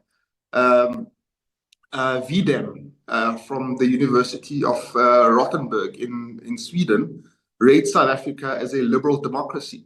You'd be surprised if I told you that as a South African, and yet it is true. We're a liberal democracy. We're in the top quartile of countries in the world for democracy. I think which speaks to the strength of our institutions and so forth. I would actually not be that surprised, because certainly one data point would be media freedom in South Africa. The things I get to say are probably things I probably might not even say in the United States, and the government doesn't interfere. But let's look at another data point. We spend, 17% of GDP on public service salaries compared to the average of 7% elsewhere. That kind of thing is unsustainable. And although, of course, we want positive stories, we've also got some own goals that we score regularly. Yes, indeed. However, what we need to be arguing for is for greater productivity. Greater productivity, not just in the public service, but also in the private sector. It is important that for every rand that we spend, there must be a return on that investment for society in the nature of social services, soft infrastructure, health, education, and so forth. To the extent that, as you've often said as well, that there are, shall we say, inappropriate rents as a consequence of corruption, left, right, and center, it's of course unacceptable and unsustainable. But I think we should be on a path that reduces those levels of corruption, incompetence, but also recognizing that there are pockets, and there are many of these pockets of excellence. Think of the National Treasury, rated third in the world for budget transparency year after year for over a decade. The central bank, the governor rated A, whereas his counterparts are rated B. Counterparts in the first world, I might just add, in the global north. And so we need to work towards greater productivity in the public and private sector, a diminution of corruption and incompetence, and let us aim higher. Certainly, we try that in our little space at Standard Bank to try and do the best that we can with the resources that shareholders and depositors have provided us with. For someone who may not be as familiar with the granularity of the detail you will be unpacking over the next couple of days, could you give me perhaps 3 clear wins that you would like to chalk up and say, if we get those 3 done, we will have done our job? 3 things, and I might just add that they're already in motion. The first one would be clear identification of transformative infrastructure, the roads, the bridges that I was referring to, including building data centers on the African continent, because we can do this. We've got the capability, we've got the copper and so forth. And having project preparation facilities, which the likes of the DBSA already provide, that facilitate the building of this infrastructure first. Secondly, changing the rules that relate to the capital that financial institutions hold against the risks that they take. Because these risks, continent-wide, are not as big as suggested by, as I said, the ratings that I was referring to. So reduce that capital that we are holding. And then thirdly, include more people in the economy and in these projects. So provide the projects, provide the funding for the projects, and let the funding go all the way into SMEs, for example, by putting in place platforms that facilitate easy and fast payment to SMEs so that more of them enter the formal system. Growth and inclusion is what I would add, I suppose, as the overarching thing that we need to aim for. Two wings of an aeroplane, we need both. You shouldn't fly the plane with one and not the other. Appreciate your time as always. Standard Bank Group CEO Sim Chabalala there ahead of the B20 gathering. A significant moment for not only South Africa, but indeed the continent. Bring your daydreams to life with Norwegian Cruise Line, sailing to over 400 exciting destinations around the world on 21 spectacular ships. Explore iconic landmarks in Europe, hot islands in the Caribbean, and much more. When it comes to dream holidays, think NCL. For the best cruise deals, visit ncl.com or contact your travel agent. Restrictions apply. South Africa is taking its place on the world stage at the B20 and G20 Summits 2025. Telkom is proud to stand with the nation building a digital future that reaches every community through reliable fiber, mobile and cloud networks. Telkom is connecting families, small businesses, young people to new opportunities. They're helping drive digital public infrastructure so services are easier to access for all. Telkom, the digital backbone of South Africa's future. Smart Steve from Momentum, hello. How's it, But? It's Jason here, your favorite gymfluencer. Jason, still lifting more than your selfie stick? Always, But. Gotta stay shredded, eh? But I'm worried about one thing. What if a major illness hits? Who's got my back? Relax, Jason. Momentum's critical illness cover is your spotter. It offers the most comprehensive cover in the market. Buddy, I'm signing up faster than I could do 10 reps. But I'm worried about something else, eh? Let me guess. How many protein shakes it takes before you turn into the incredible bulk? No, man. Will anyone notice if I skip a leg day? Chat to your financial advisor about Momentum's critical illness cover. Momentum, protecting your journey to success. Momentum is an authorized financial services and registered credit provider. T's and C's apply. In the world of junior sports, bullying is sidelining more young athletes than Broken Bones ever could. So this Friday on 702 Drive with John Perlman, we'll be joined by Supersport personality and coach Jonathan Mugwena to unpack how bullying chips away at confidence, mental health and performance, and why so many talented kids are walking off the field for good. Sport is meant to build character, then we've got to face what's breaking it. Don't miss an important conversation made possible by the Dis-Chem Foundation this Friday on 702 Drive. The Dis-Chem Foundation, caring for the community. EWN Business. Speaking of Telkom Mateo, Telkom posting solid results. They're backed by better subscriber numbers. Yeah, the group's revenue from continuing operations went up 3.4% to 22 billion rand. The telecoms firm has lauded its data-led strategy, which saw its mobile service revenue rise to 8%. The company also registered a 26.7% increase in its mobile data subscriber base to 18.5 million. Telkom has highlighted some challenges to its growth, citing subdued economic growth in South Africa as the reason behind intensifying competition and more subdued corporate ICT spending. Talk to me, the Department of Trade and Industry and Competition. They are saying whoa, whoa, whoa to that Curro takeover. No doubt, those investors are furious. Yeah, the 7.2 billion rand takeover of private school group Curro will have to wait a little longer. The Competition Commission has granted a 10 business day extension.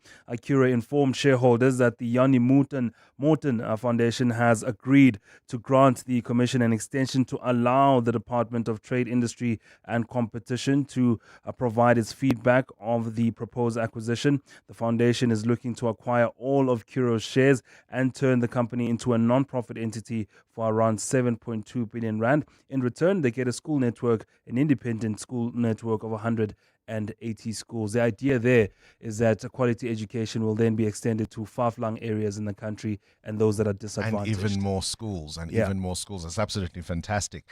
Where's the rand? 17 rand 17 cents against the US dollar, at 19 rand 89 against the euro, 22 rand 57 cents against the British pound. Price of gold going up slightly this morning, $4,078 an ounce, while platinum is at $1,543 an ounce. Brent crude at $64.77 a barrel. More business after 8.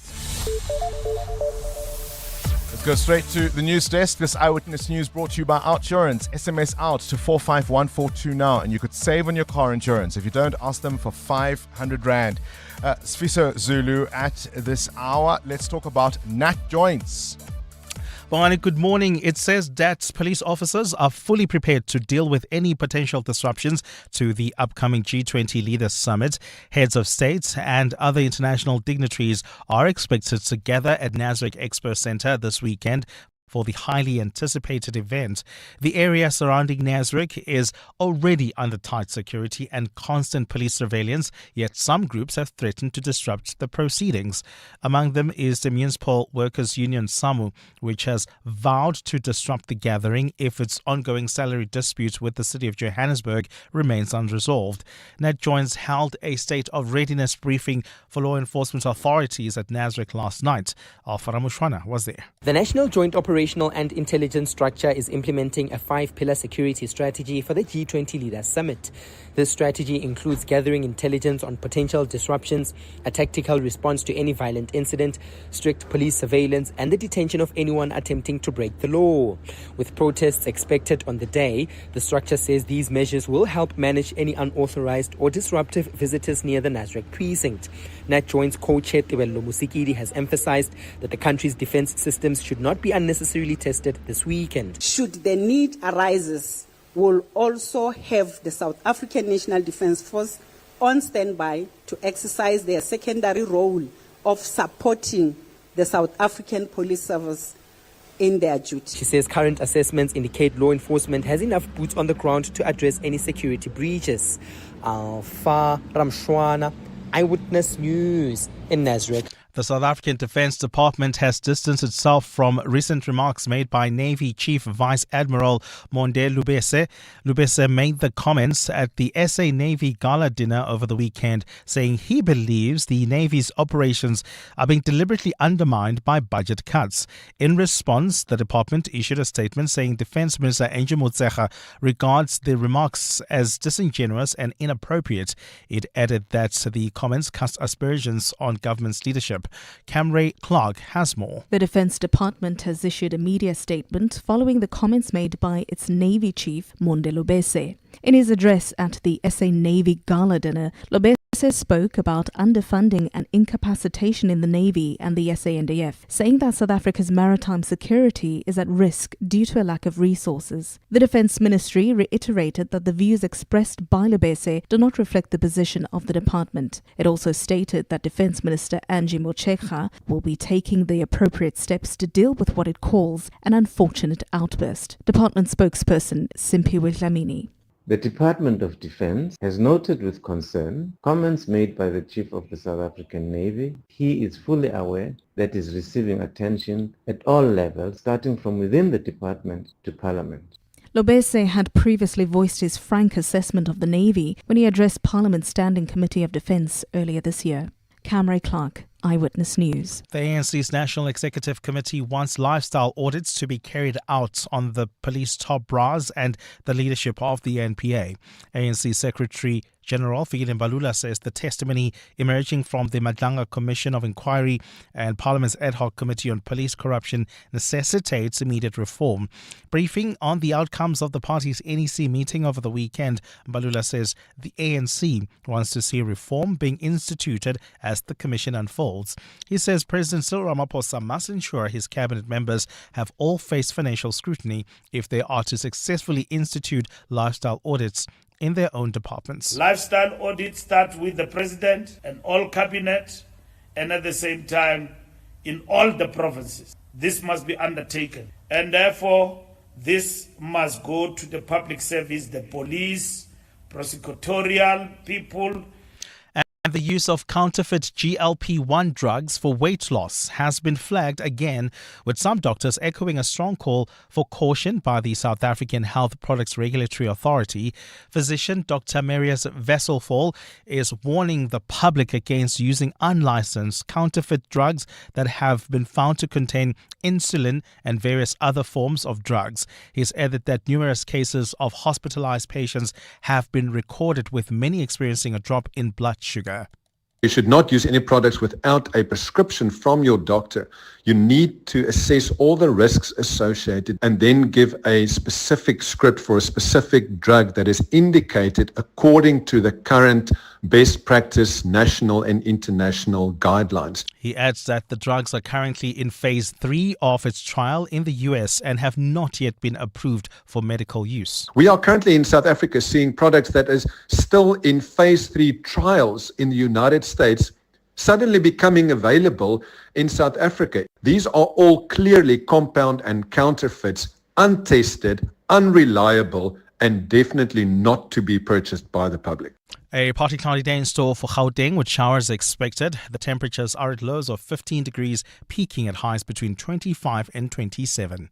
And in the traffic, motorists living or traveling around the Nasrec Expo Center must expect delays and closures within some of the roads in the area. That's for preparations for the G20 summit. Routes like Nasrec Road, the Golden Highway, as well as Rancho Road are expected to be closed off to traffic. So please plan ahead of time. While traveling on the N3 North, we've got delays between the Elands Interchange and Modderfontein Road. The top story this hour, Ned Joyce says police officers are fully prepared to deal with any potential disruptions to the upcoming G20 Leaders Summit.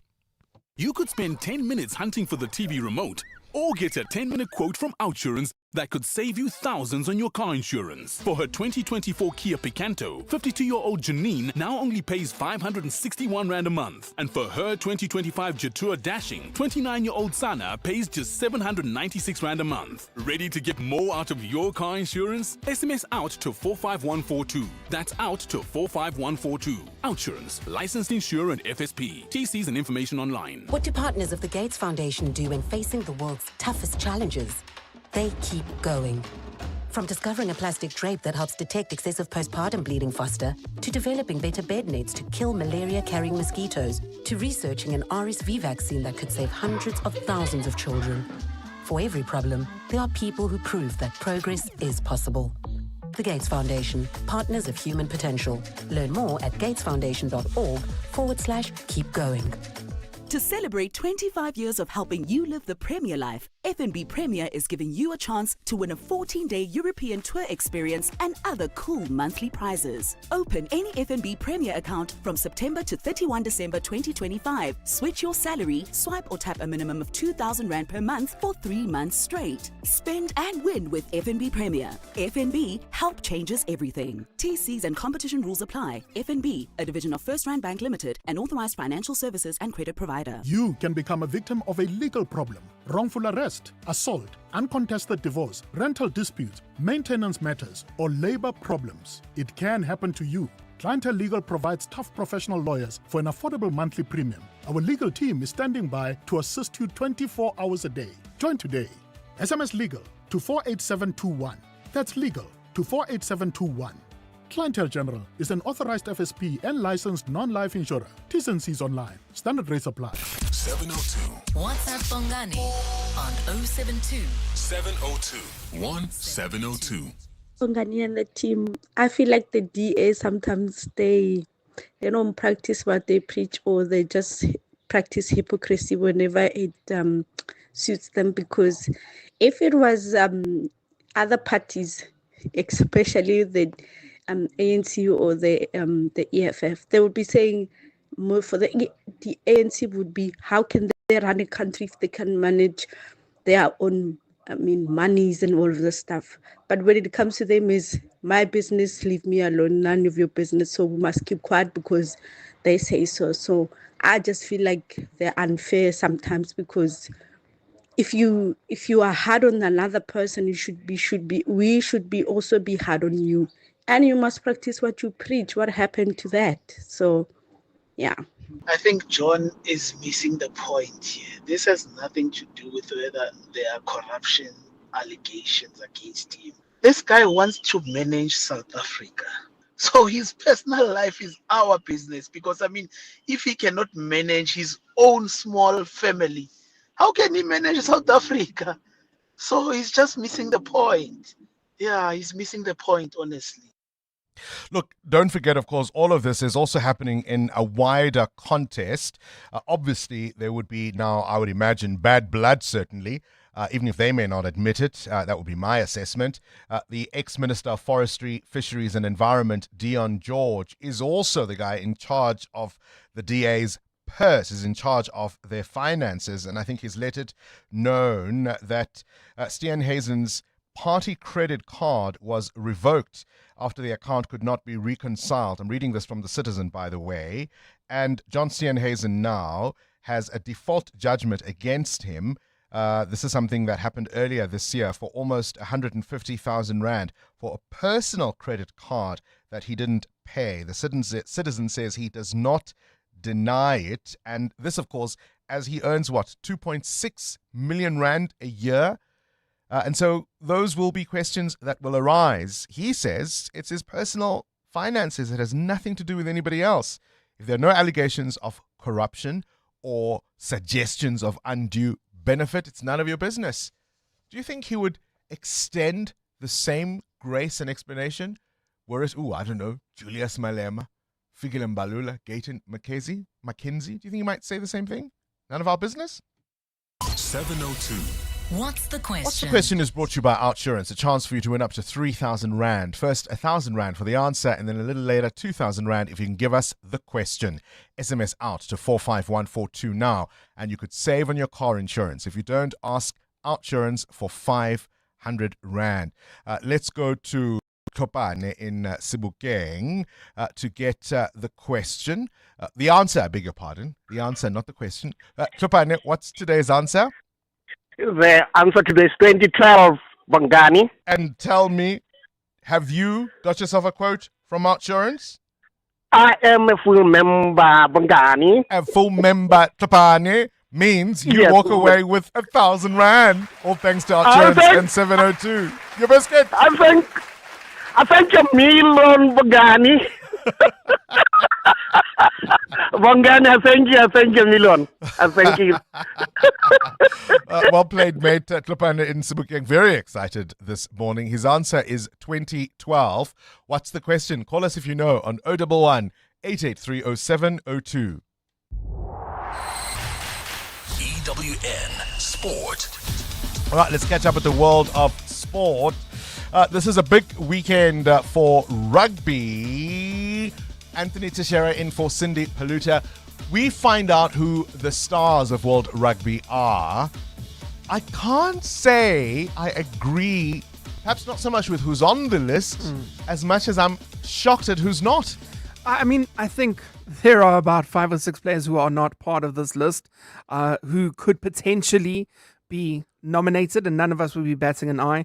You think of like Sasha Feinberg and Gomez. Sasha Fine himself. Damien Willemse, the last 2 tests we played with 14 men. Sasha Fine himself. I was just trying to, Kobus Reinach playing the best rugby of his life. Eben Etzebeth, Siakolisi, I think this has been his best season. Then you look at other teams like the All Blacks. RD Sevilla has been carrying them for large portions just by himself, not nominated for Rugby Player of the Year. Mario Toji, there was the British and Irish Lions tour of Australia, and there is no British and Irish Lions player who's been nominated for World Player of the Year. Look, the one surprise is, for the first time, we have a prop nominated for Player of the Year. I mean, I would say a year too late, because last year he was exceptional. But yeah, we will start with the World Rugby nominations. Thomas Tutoy has backed fellow prop Ox and Chair to win the World Player of the Year, and Chair became the first men's prop to be nominated for this prize. Yeah, listen, Ox is a special person. He's an incredible rugby player, and I'm very grateful that there's some recognition that's going his way. I think everyone understands the type of player that he is and understands how well he does play the game. But to get this type of recognition is special, and I'm very grateful for him, very glad for him. And yeah, if I could have it my way, I would obviously have him win it. Saturday, we find out if Nje will become just the second front rower and the first since Ireland's Keith Wood to pick up the award. He did that back in 2001. He's up against fellow Springboks Malcolm Marx, reigning World Player of the Year Peter Steph du Toit, as well as Six Nations Player of the Tournament Louis Bellabiri.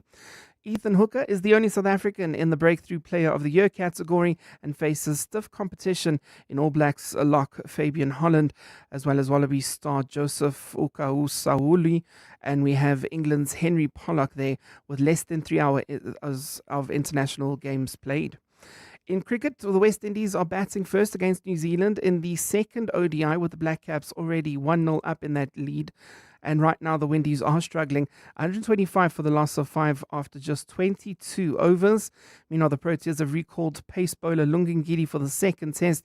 Over the weekend, the South Africans showed the ICC World Test champions cuts above the rest as they clinched a first test win for 15 years in India. While football sees all the FIFA World Cup qualifying groups wrapped up, 8 more nations qualified, with regulars and 2010 winners Spain, Switzerland and Belgium making it, Scotland their first finals in 28 years, as well as Austria returning for the first time since 1998. Panama, Curaçao, as well as Haiti are the CONCACAF representatives after they won their groups. And FIFA is set to launch a formal investigation into the internal operations of the Football Association of Malaysia. This after 7 naturalized players were suspended over the alleged use of doctored documents. The players were banned for 12 months after FIFA found that the false documentation had been used so that they could play the Malaysian Asian Cup qualifier against Vietnam. The FIFA Appeal Committee will open an investigation into the individuals responsible for these documents, as well as the inadequacies of the association's internal governance mechanisms, and determine whether additional disciplinary measures are warranted. Anthony Teixeira, Eyewitness News Sport. Clement Maniatella. Weekday mornings, 9 to 12. 9 to 12. There are 2 possibilities here. Brown Mokhotsi could be making this issue up just so that he can protect himself. The second possibility is that Brown Mokhotsi could be a spy. Here's what I think I understand a little bit about how spies work, and I've actually picked it up even with this scenario. I don't think police can reveal who their informants are, but the informants can reveal themselves, because when I spoke to Godfrey Libya, the former head of the Hawks, I asked him, who told you that Katie Molefe was about to be arrested? He says, an informer. I asked who, and he says, I can't reveal who that is. So Malcolm X probably also wanted to protect himself, because the minute you reveal yourself as an informer, the people you've been interacting with are probably going to come after you. Like this chap here, if he's really an informer, his life is going to be at risk from now on. Clement Maniatella. 9 to 12 on 702. Ready to sell your vehicle? We Buy Cars goes above and beyond to make it simple, quick and rewarding. Sell your car, bike, boat or bakkie for a great price with instant payment. Trading in or buying next? Explore over 12,000 vehicles. Plus get flexible finance and cover options at webuycars.co.za or at any branch. We Buy Cars, the best way to buy or sell. You are not dreaming. You are repeating. Insurance, pineapple. Insurance, pineapple. Insurance, pineapple. Insurance, pineapple. Pineapple FSP 48650 is underwritten by Omart Insure Limited, a licensed non-life insurer and authorized FSP. Hi, this is Carol Shabalala, Hollywood Bet's brand ambassador. It's more fun when it's for fun. Playing responsibly is always a winning strategy. If you or someone you know needs help, call the South African Responsible Gambling toll-free counseling line on 0800 006 008 or WhatsApp help to 076 675 0710. Hollywood Sportsbook is a licensed betting operator. Hollywood Bet supports responsible gambling. No persons under the age of 18 years are permitted to gamble. Winners know when to stop. EWN Traffic. 11 minutes before 8 o'clock, this EWN Traffic is brought to you by Citroen. On 22 November, experience Super Saturday when you book a test drive at your nearest Citroen dealership. Make your Saturday super. Amo, the G20 routes, there'll be closures around that, but also that car that was on fire. Oh, yes, that was on the R24 West. It's still there. It takes a bit of time to clear that. So it's right near the Glulies interchange. As you head towards Edenville Road exit, please be on the lookout there. It's causing about a 20-minute hold-up coming out of the Glulies turn-off. And, of course, if you are traveling on the N3 north towards areas like Greenstone as well as Alexandra, do expect peak time delays between the Yelands interchange and Modderfontein Road, about a 20-minute hold-up as well. The N3 south is also experiencing a bit of a hold-up coming out of Alexandra towards the Glulies turn off. This is just out of Modderfontein Road. There's also bumper-to-bumper traffic on the R24 as well as the N12 West into the Glulies interchange. So traffic around the east of Joburg this morning is heavily backed up along those major routes. And then traveling out of the south of Joburg, particularly Nasrec as well as Meadale areas, do expect road closures around the Nasrec Expo Center. This is for the G20 preparations, as we know. Rancho Road, the Golden Highway, as well as Nasrec Road are set to be closed off to traffic from today. So please be on the lookout and plan your trips ahead of time. I guess your alternatives within this area is routes like the Mark 1 North towards the CBD, as well as the N1 North, November 1 North through Diepkloof towards areas like Roodepoort and even Mayfair. And then if you're traveling in the city of Tshwane, we've got some delays on the N1 South. This is between Rigel Avenue and the Flying Saucer interchange. Peak time delays there. There's also queuing traffic on the N4 West heading towards the Proof Plus interchange. Roadworks are causing these delays, so please be on the lookout and approach with care. I'll have more updates for you. Stay tuned. There's more EWN on air, online, and on the EWN app. Man, I'm super tired of my car. Super tired? Super. So why don't you take a break from it? Like a holiday? A super long holiday. Take it in another car. Isn't that expensive? No, not with the Citroen Super Saturday. You can test drive the C3 starting at 264,500 or Aircross SUV from 281,500 and take a 4-month payment holiday. Oh, those are super cars. On 22 November, make your Saturday super. Visit your nearest Citroen dealership or visit the website to book a test drive. T's and C's apply. At the heart of the global conversation shaping the future, Africa's voice matters now more than ever. As Africa's largest bank by assets and lead sponsor of the B20 Summit, Standard Bank Group is proud to spotlight the continent's growth, partnerships and potential on the world stage. Through informed dialogue and powerful partnerships, Standard Bank is driving sustainable growth where it matters most. Standard Bank is an authorized FSP and registered credit provider. At Auto & General, we understand your business is built on more than just vehicles. It's your stock, tools and equipment, and the premises where you work. Auto & General Business Insurance is designed for businesses like yours, protecting your assets against fire, theft, storms, and other unexpected events. To protect your livelihood, visit autogen.co.za and get an obligation-free business insurance quote.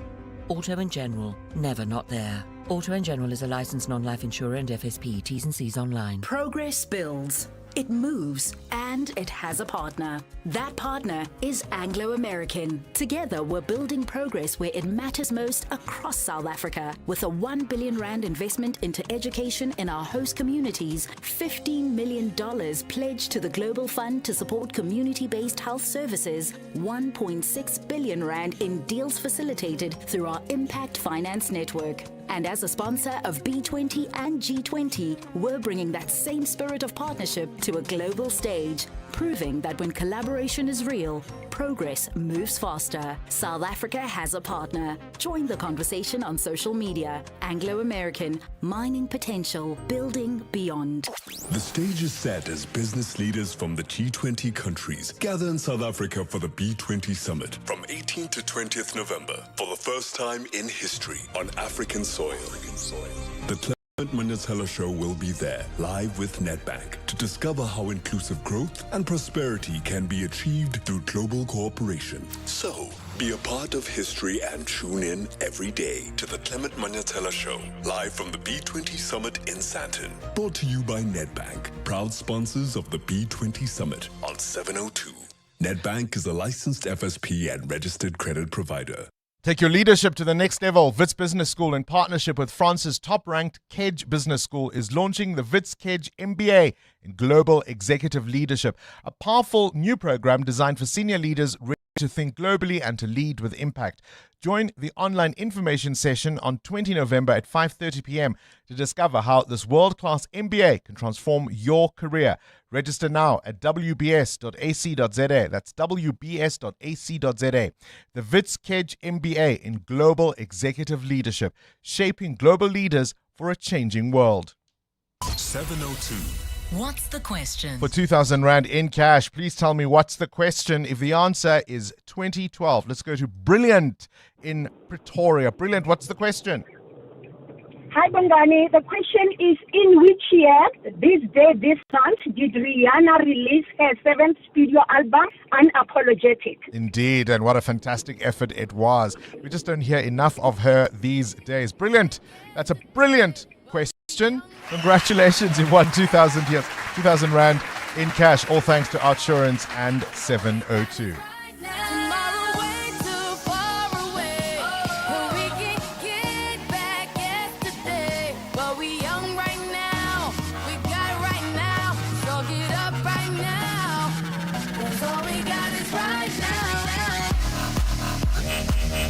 Looking for big savings this Black Friday? Well, Outsurance has got the deal. Get a quote, and if they can't beat your current car insurance premium, you can ask for 500 Rand cash. In fact, make it 1,500 Rand if you've been claim-free with the same insurer for 3 years.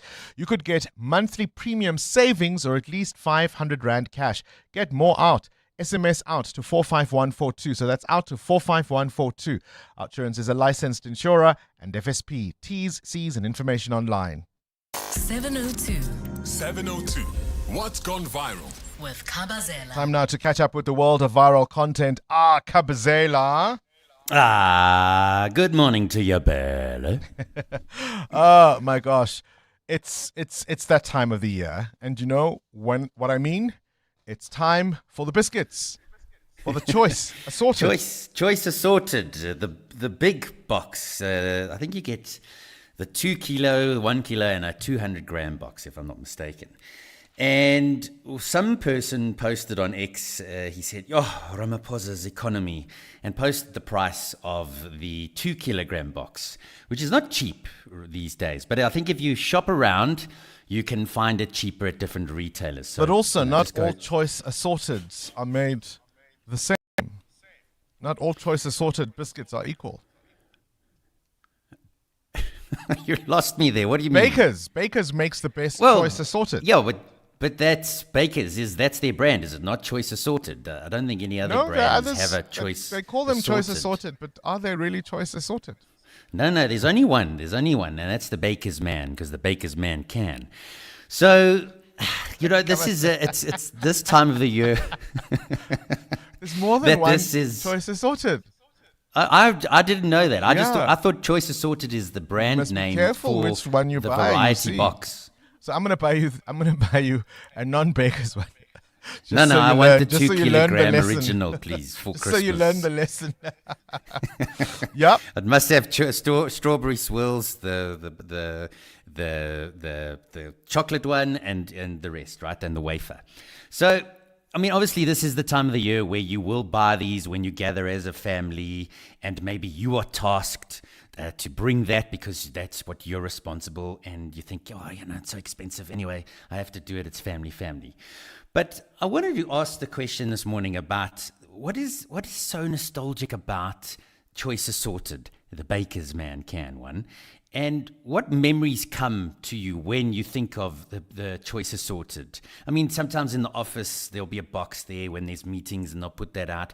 But I'm talking more about the family gatherings and the Choice Assorted when you put those out for the family to eat and to munch, when you get together. Let's talk about those. What memories come to mind with the Choice Assorted biscuits? All right, what do you think of when you think of Choice Assorted biscuits? And which one is your favorite? And Kabazela, let's talk about wedding entrances. Oh, okay. So, I mean, when you go to weddings, some people will just do the normal stuff and, the groom and the bride will enter and whatever it may be. And others go to a major effort to make it sometimes a spectacle. And this wedding, it was the groomsmen. They entered the wedding hall where it was taking place. And you know that if you watch Champions League, they've always got that beautiful piece of music, the champions. And essentially, have you got it there? We got it. I heard it playing in the background. Yeah, we're playing it in the background. Yeah. So they played this music, and then all the groomsmen walk in, and now they pretending that they are start of the football match. And one oak jumps up and tries to head her. A lot of them are doing the sign of the the Catholics will do the touching the chest kind of thing, and they're getting ready and warm up and all this kind of thing. They line up next to the bridesmaids. Then they shake their hands, and then they get in a huddle and they hug themselves up. Yeah, I mean, it's really, really good. It's all over the top boyky stuff. And as we run out of time, Kabazela, I suppose, let's ask the question. Have you ever been to a wedding where the way either the groomsmen or the bridesmaids entered, or even the couple themselves, stood out particularly? What did they do that was so memorable? Let us know those wedding entrance stories. This is EWN.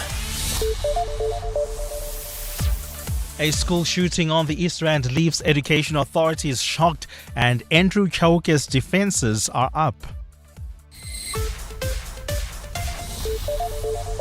Good morning, I'm Sfiso Zulu. Gauteng Education MEC Matume Chilwane has called on police to find the people behind the shooting of a principal and another staff member at a school in Tembisa. The attack happened inside the administration block in Inkliweni Primary School yesterday. It happened at around 5 p.m. while the women, both in their 50s, were reportedly preparing for a meeting scheduled to take place later this week.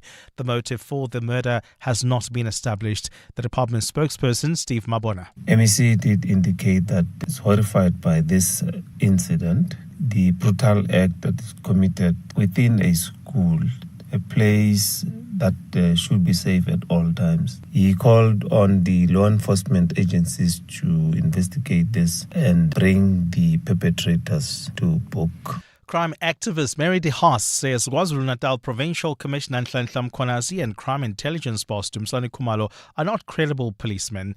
De Haas has told Parliament as well that Mkhwanazi was wrongly promoted to acting commissioner under former police minister Bheki Cele.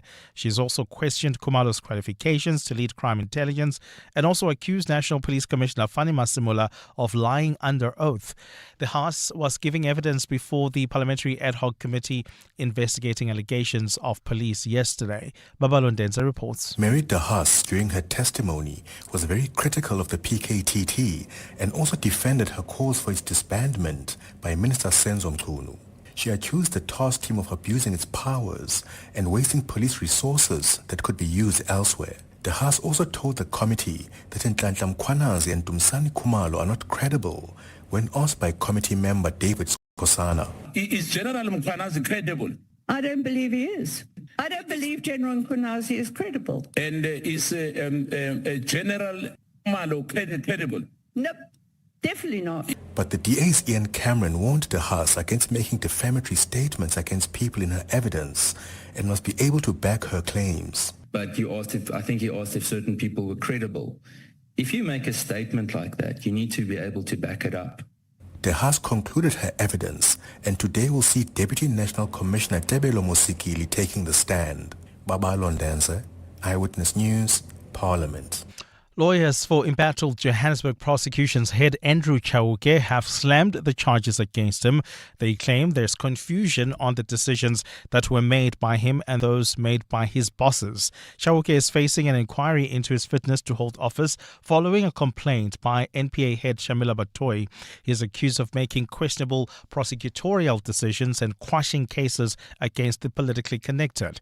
Khomoto Modise has more. One of the cases that have led to Advocate Andrew Chauke's conduct being questioned is the 2015 prosecution of former KZN Hawks head Johan Boyson, a case that has since been withdrawn. The decision was made by then NPA acting head Nomgcobo Jiba, but the NPA is criticizing Chauke for his role in the matter, which supported Jiba's actions. However, Chauke's lawyer, Advocate Tembeka Ngcukaitobi, says he's being charged for a decision he did not make. Mr. Chauke merely supported a decision. He did not take the decision. That is because it is common cause that the decision was taken by Ms. Jiba.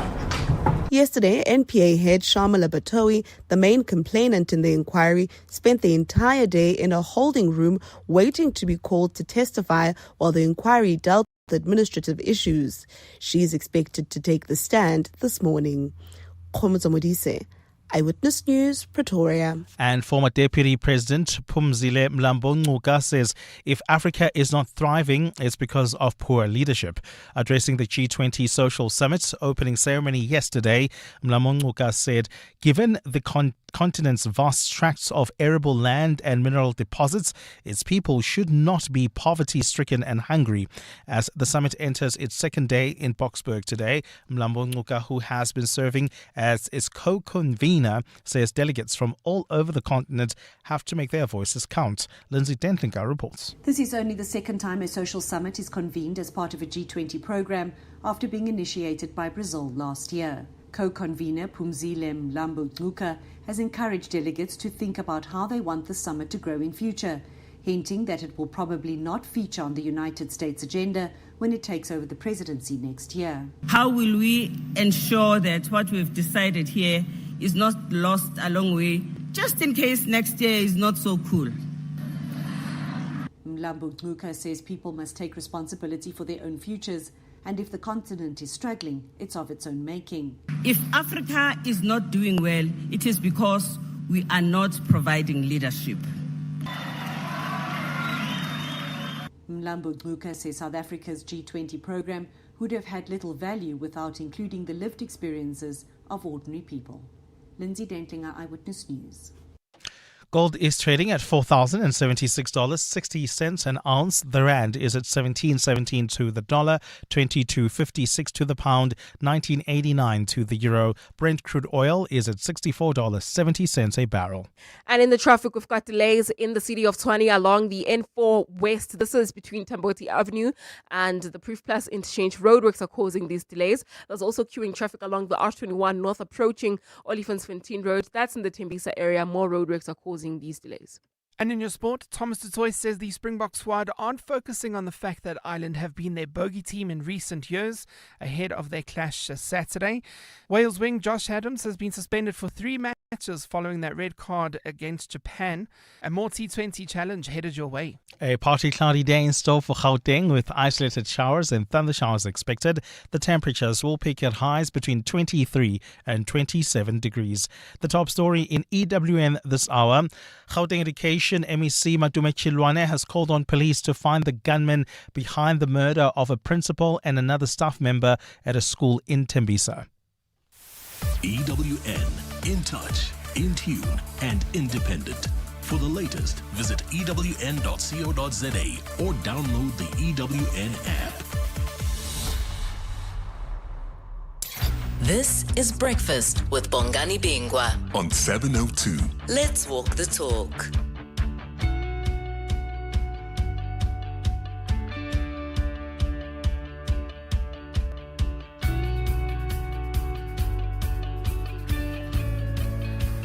Eight minutes after 8 o'clock, you're listening to 702 Breakfast on this very, very important 19th of November. It is a Wednesday.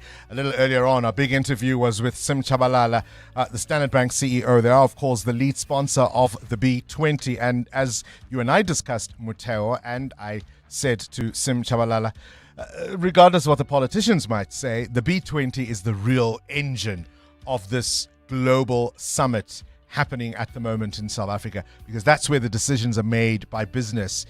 It may not matter as much. I mean, of course, it would have been lovely if there was an American delegation. Yeah. The business leaders are here. Yeah, the business delegation from the US has been involved throughout the process since February when the B20 started. Actually, the second highest delegation for the B20. So that just tells you they have interest in terms of what's happening here, especially when there is trade and the exchange of money being spoken about. So yes, on a state level, on a political level, there's still that rift between the US and South Africa, but definitely that delegation is still quite interested in this market. How much do you think can be achieved? I mean, obviously, people get together, the CEOs in the big rooms, but a lot of the T's and C's are checked way before in all the negotiations that happen ahead of the big guys, where the Sherpas and everybody else is involved. And then the big guys just show up to shake hands, give each other hugs, and for the front pages, really. Yeah, so throughout the year, the main fight really by all the task forces, whether it's the B20 or any other ones of the frameworks, is to get as many of their recommendations on the discussion table where the big leaders come to see what has been decided. That's where you try to sway policy, whether it's policy around funding, around, putting interest rates on developing nations, making it harder for them to get funding because of ratings agencies, things like that, swaying the things that matter. He put, and he worked it out on air because he's given this figure of $75 billion that he says the continent is paying a lot more for servicing debt than countries rated at similar levels. And I threw that figure back at him because he'd mentioned it earlier in the week, and he actually worked out the formula of how he arrived at that at Sim Shabalala a little earlier on. We also spoke about the narratives and how that is important in terms of perceptions of countries. And whilst one might argue that perhaps we need to chalk up our successes, and you can point to things like Operation Vulindlela, logistics now starting to improve, energy no longer quite the nightmare it was. But then, on the other hand, Nigel, there are all these processes unfolding looking at allegations of criminality in law enforcement. Let's pick up the conversation from Parliament's ad hoc committee yesterday. Remember, of course, they had the KZN-based researcher and crime activist. Do we still call her Professor Mary de Haas? He was asked by ANC MP Ola Ngola about that political killings task team and how it even came to be. Have a listen. I know that Mr. Clearly, former Minister Clearly, or whatever he wants to be called, because he loves his uniforms and being called a general, I know that he's a very powerful politician. He's a populist. He's got he was on the National Executive, I think, at that stage. So he's got a lot of sway in politics, right? Sure. And I think that there was... The process leading to the... Yeah, I think that he drove it. That's what I'm saying. I think he drove it, without a doubt. The question was, how did the PKTT come to be established? That's the answer she gave. And then, of course, a little later on, she faced some tough questioning from Action SA MP Deroline James about how it came to be disbanded. General Kwanazi testified that there may have been a third force behind your letter. How do you respond to that allegation? Well, he must define what he means by a third force. To start with, do you think it's the fact that there are so many similarities between your letter and the minister's? Well, that's not a third force. What it's doing is suggesting I'm being motivated by something sinister. I mean, it's like saying we use the third force for all the covert apartheid agents. Are you trying to link me to that now? Is Mkhwanazi? Well, he might do. He was trained by quite a notorious public order policing. In fact, so notorious that he got taken out when he attempted a coup in Botswana. Maybe you come back now. On the brain. You need to come back. You need to come back now. I mean, that's insulting. Lots of mudslinging, lots of throwing, of names and allegations there. But perhaps a key moment was when she was asked, Mary de Haas, about whether or not she'd be comfortable handing over her devices so that people could figure out where some of the assertions she's been making come from. She didn't like that very much. Are you comfortable for your gadgets to be taken from you? No, I'm not, because there's private information on that. No, we will apply. We know how to do it. We'll get a court order. How dare you? I'm a private person. How dare you do this to me? No, I'm asking. I'm asking. I'm not saying I'm going to do that. No. I'm saying, are you comfortable that if the police have to take your gadgets like any other one, because there's probing in here. So my question, I'm saying, are you comfortable? I'm not comfortable because it's private. It's private family issues. I understand that. And since I'm asking you, my follow-up question was simple, and you still did not respond on my question. I asked you, why are you involving yourself on police operational matters? I've told you that because I care about justice. I care about people. One death is too much. No, I care about people. All of us, we care. I apologize for that. Okay. Please, may I ask, this is turning into a witch hunt of me. No, let me. And I'm objecting and I'm putting it on record. Let me help you, both of.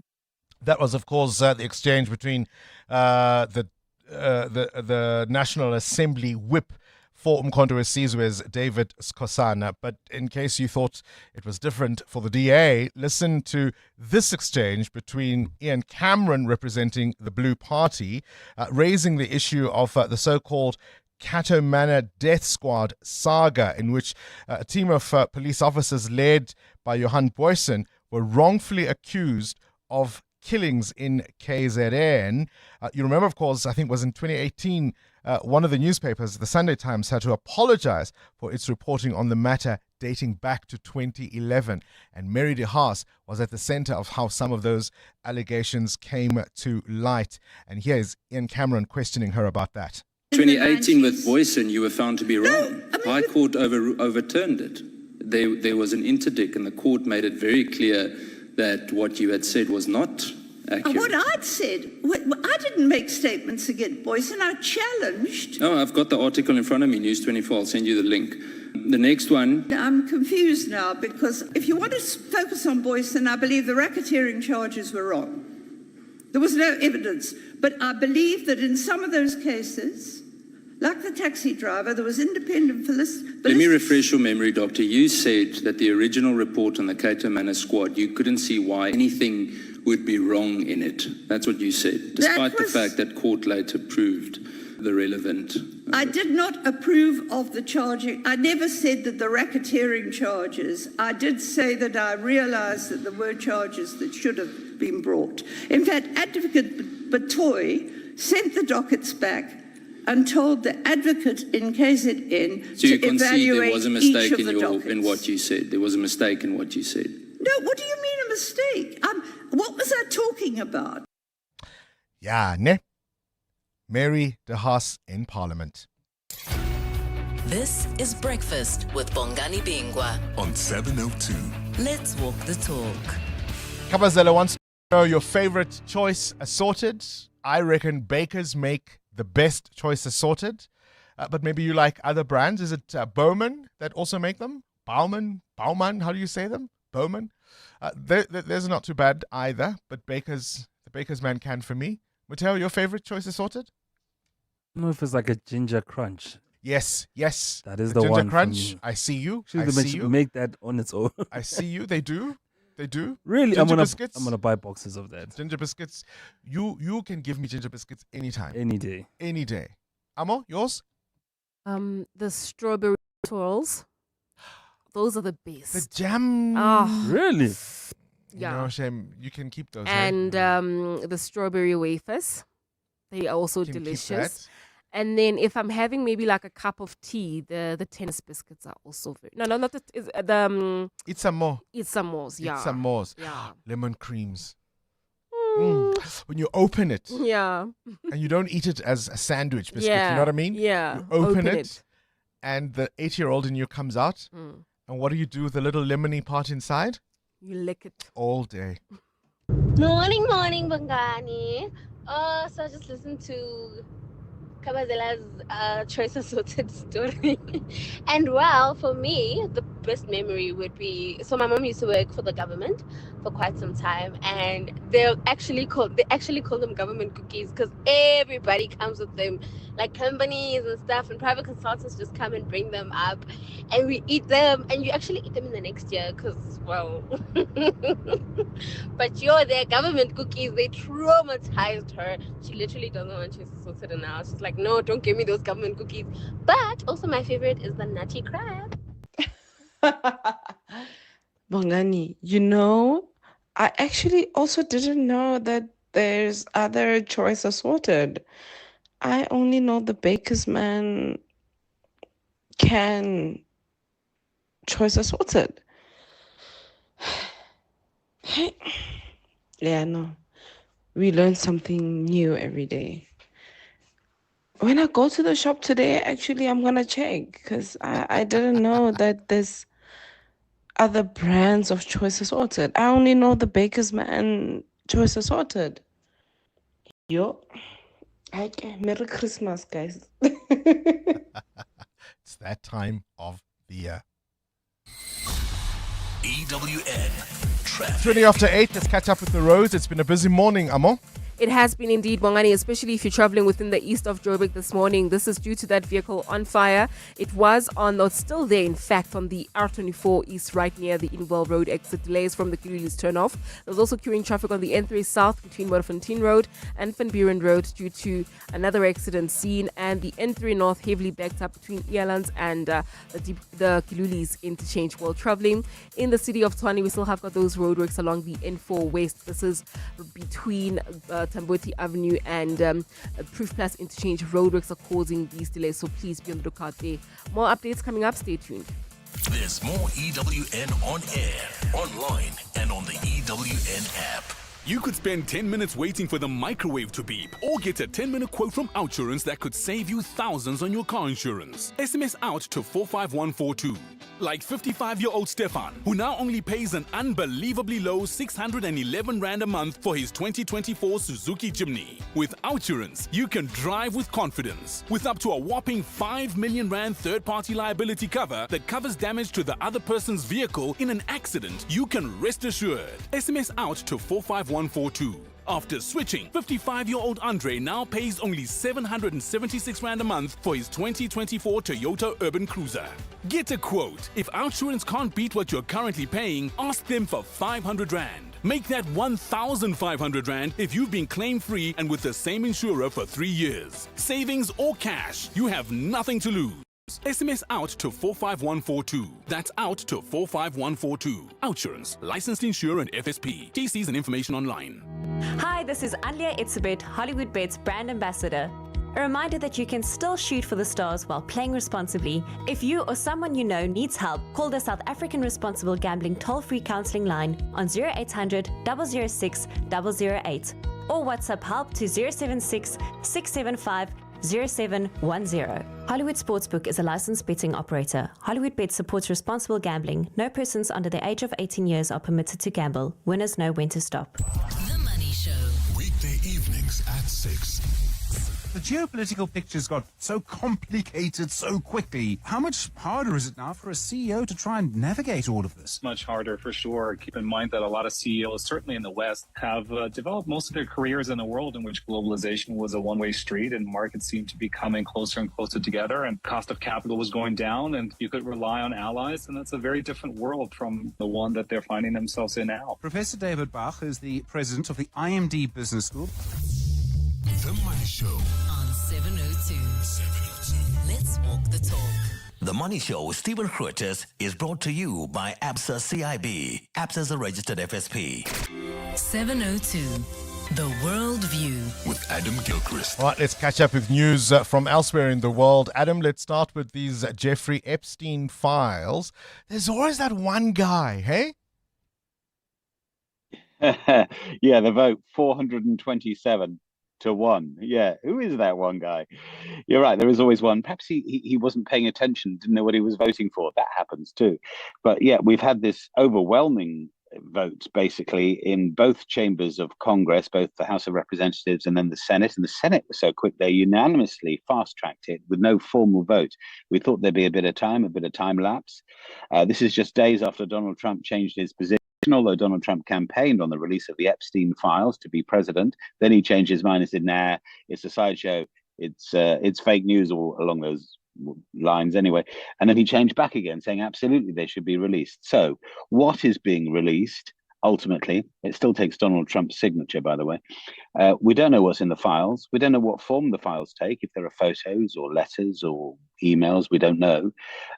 We don't know if some of them could yet be redacted, and either the president or the attorney general can't now stop the files going through because of the unanimous voting, but they could, in theory, remove a couple of passages. So if they did that, there could yet be legal action. It's your move, Donald Trump, but are we all barking up the wrong tree? What's going to come out of this? Is it really going to shake everything to its core? Now, Adam, how far would you go for Vegemite?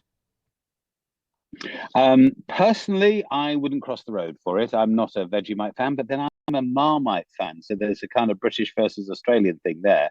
I am a big lover of Marmite, and Vegemite's just like, no, a pale imitation. But Australians will absolutely swear by Vegemite, the salty yeast extract spread that is banned, though, in Australian prisons. So bear with. It's because it's a strong smelling, salty condiment. The thought is it's so strong smelling. I mean, frankly, it smells off. But anyway, it's so strong smelling. They think it could be used by prisoners and prisoner families to smuggle contraband substances behind bars. So therefore, it's banned. Andre McKechnie, who is serving life for murder 30 years ago, he argues that the ban is denying him the right to enjoy his culture as an Australian. Now, the moment you start throwing in your national culture, I mean, and I know Vegemite, there are lots of Australians who are kind of proud of Vegemite for some weird reason, but he's going to court over this. I mean, kind of from behind bars, he's going to court from this. I mean, he's got some nerve. He is a murderer. But denied your national culture. That's a persuasive argument in all our countries, isn't it? What would you go to court to insist upon? I can't think there's too much. Maybe a Scotch whiskey. Maybe I'd go to court for that. We have Bovril here in South Africa, and maybe they should just give him some of that and see how he reacts. Now, just the other day, I think we were speaking about the Collins word of the year. Cambridge has its own. Yep. Yes, that vibe coding word of the year / 2 words of the year. Now the Cambridge Dictionary has come up with parasocial, which is apparently quite an old word. It's been around since the 1950s, but it's become a bit more in vogue, particularly fueled by fans of Taylor Swift and her fiancé. And what it is when you don't just sort of hang on the words and the movements of somebody famous or somebody you like. It's not just being a fan. It's about engaging with their lives, even though they're a complete stranger. So it's basically a one-way relationship. So the number of people who've got genuinely excited about Taylor Swift announcing her engagement, Taylor Swift choosing her bridesmaids. I know somebody who apparently spent the whole day smiling because she'd heard Taylor Swift had chosen her bridesmaids. When you're buying into that, that is parasocial behavior. As I'm sure that you have plenty of people who think they know you, Bongani, and they're buying into you, but do they? I don't know if they're smiling all day. I can tell you that for free. Adam Gilchrist with this morning's Worldview. EWN Business. 27 minutes after 8 o'clock, Muteo Haripe, let's wrap up the business of the day, or at least of the morning. We'll start with the Trade, Industry and Competition Department. They want to take a closer look at that Curro deal. What's going on there? Just for a little bit, the 7.2 billion rand takeover of private school group Curro will have to wait a little longer. The Competition Commission has granted a 10 business day extension. Curro informed shareholders that the Yanni Mouton Foundation has agreed to grant the Commission an extension to allow the Department of Trade, Industry and Competition to provide its feedback on the proposed acquisition. The Yanni Mouton Foundation is looking to acquire all of Curro's shares and turn the company into a non-profit entity for around 7.2 billion rand, with the vision to provide quality education to South Africa's remote areas and those that are disadvantaged. If approved, businessman Yanni Mouton's foundation Stichting will own an independent school network of around 180 schools. It's no longer a family business, necessarily. Pick and Pay? Yeah, the Ackermans family has continued to sell down their stake in the retailer Pick n Pay. Their recent stake sale of 8.5% of Pick n Pay also includes a drop in the Ackermans voting power from 49% to just under 37%, while their economic interest declines to about 18%. The family stopped being majority shareholders in 2024 when a restructuring plan was implemented to save the retailer. The Ackermans have raised $92 million, ending their majority control in Pick n Pay. All right, as the B20, of course, gathers steam, how are the markets looking? The rand is gathering steam at this hour. Bongani 17 rand 16 cents against the US dollar, 19 rand 90 against the euro, and at 22 rand 57 cents against the British pound. Price of gold now at $4,096 an ounce, while platinum is at $1,545. Brent crude at $64.70 a barrel. More business from Stephen Grootes later this afternoon. Time now for your latest Eyewitness News. Don't forget, of course, every Wednesday we feature brands and corporates that walk the talk, corporates that care. Today we're going to be joined by the CEO of the iStore. Chris Dodd is going to be in the studio to tell us about why they are a corporate that cares. In the meantime, Sfisa Zulu, what do you have at this hour? So, Bongani, at this hour, good morning, thank you. The National Joint Operational and Intelligence Structure says police officers are fully prepared to deal with any potential disruptions to the upcoming G20 Leaders Summit. Heads of state and other international dignitaries are expected to gather at Nasrec Expo Center this weekend for the highly anticipated event. The area surrounding Nasrec is already under tight security and constant police surveillance, yet some groups have threatened to disrupt with proceedings. Among them is the Municipal Workers Union SAMU, which has vowed to disrupt the gathering if its ongoing salary disputes with the city of Johannesburg remains unresolved. Ned Jones held a state of readiness briefing for law enforcement authorities at Nasrec last night. Alfara Mushwana was there. The National Joint Operational and Intelligence Structure is implementing a 5-pillar security strategy for the G20 Leaders Summit. This strategy includes gathering intelligence on potential disruptions, a tactical response to any violent incident, strict police surveillance, and the detention of anyone attempting to break the law. With protests expected on the day, the structure says these measures will help manage any unauthorized or disruptive visitors near the Nasrec precinct. Nat Joint's co-chair Tillo Musikidi has emphasized that the country's defense systems should not be unnecessarily tested this weekend. Should the need arises, will also have the South African National Defence Force on standby to exercise their secondary role of supporting the South African Police Service in their duty. She says current assessments indicate law enforcement has enough boots on the ground to address any security breaches. Alfa Ramshwana, Eyewitness News in Nasrec. The South African Defence Department has distanced itself from recent remarks made by Navy Chief Vice Admiral Monde Lubise. Lubise made the comments at the SA Navy Gala dinner over the weekend, saying he believes the Navy's operations are being deliberately undermined by budget cuts. In response, the department issued a statement saying Defence Minister Angie Motshekga regards the remarks as disingenuous and inappropriate. It added that the comments cast aspersions on government's leadership. Camry Clark has more. The Defence Department has issued a media statement following the comments made by its Navy Chief, Monde Lubise. In his address at the SA Navy Gala dinner, Lubese spoke about underfunding and incapacitation in the Navy and the SANDF, saying that South Africa's maritime security is at risk due to a lack of resources. The Defence Ministry reiterated that the views expressed by Lubese do not reflect the position of the department. It also stated that Defence Minister Angie Motshekga will be taking the appropriate steps to deal with what it calls an unfortunate outburst. Department spokesperson Simpiwe Dlamini. The Department of Defense has noted with concern comments made by the Chief of the South African Navy. He is fully aware that is receiving attention at all levels, starting from within the department to Parliament. Lubese had previously voiced his frank assessment of the Navy when he addressed Parliament's Standing Committee of Defence earlier this year. Camry Clark, Eyewitness News. Following a fresh corruption charge against ANC Member of Parliament Malusi Gigaba, the party says it expects him to step aside from his positions in the organisation. Gigaba yesterday appeared before the Palm Ridge Magistrates Court alongside 4 former Transnet executives, Brian Mulife, Siyabonga Gama, Anosh Singh and engineer Tamsanga Giani. They all face charges relating to the alleged tender irregularities at the parastatal during Gigaba's tenure as Public Enterprises Minister. Gigaba is also an ANC NEC member.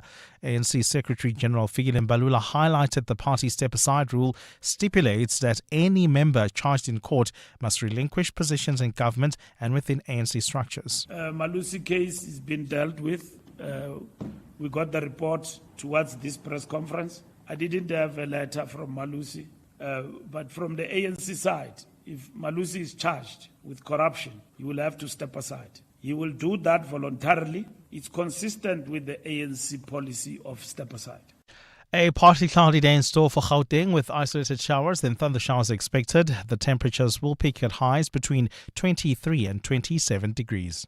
And in the traffic, there's been an accident. This is in the Maritzburg area. It's right on the N1 North, right after Albertina Sisulu Road. It's causing heavy traffic volumes. Please be on the lookout.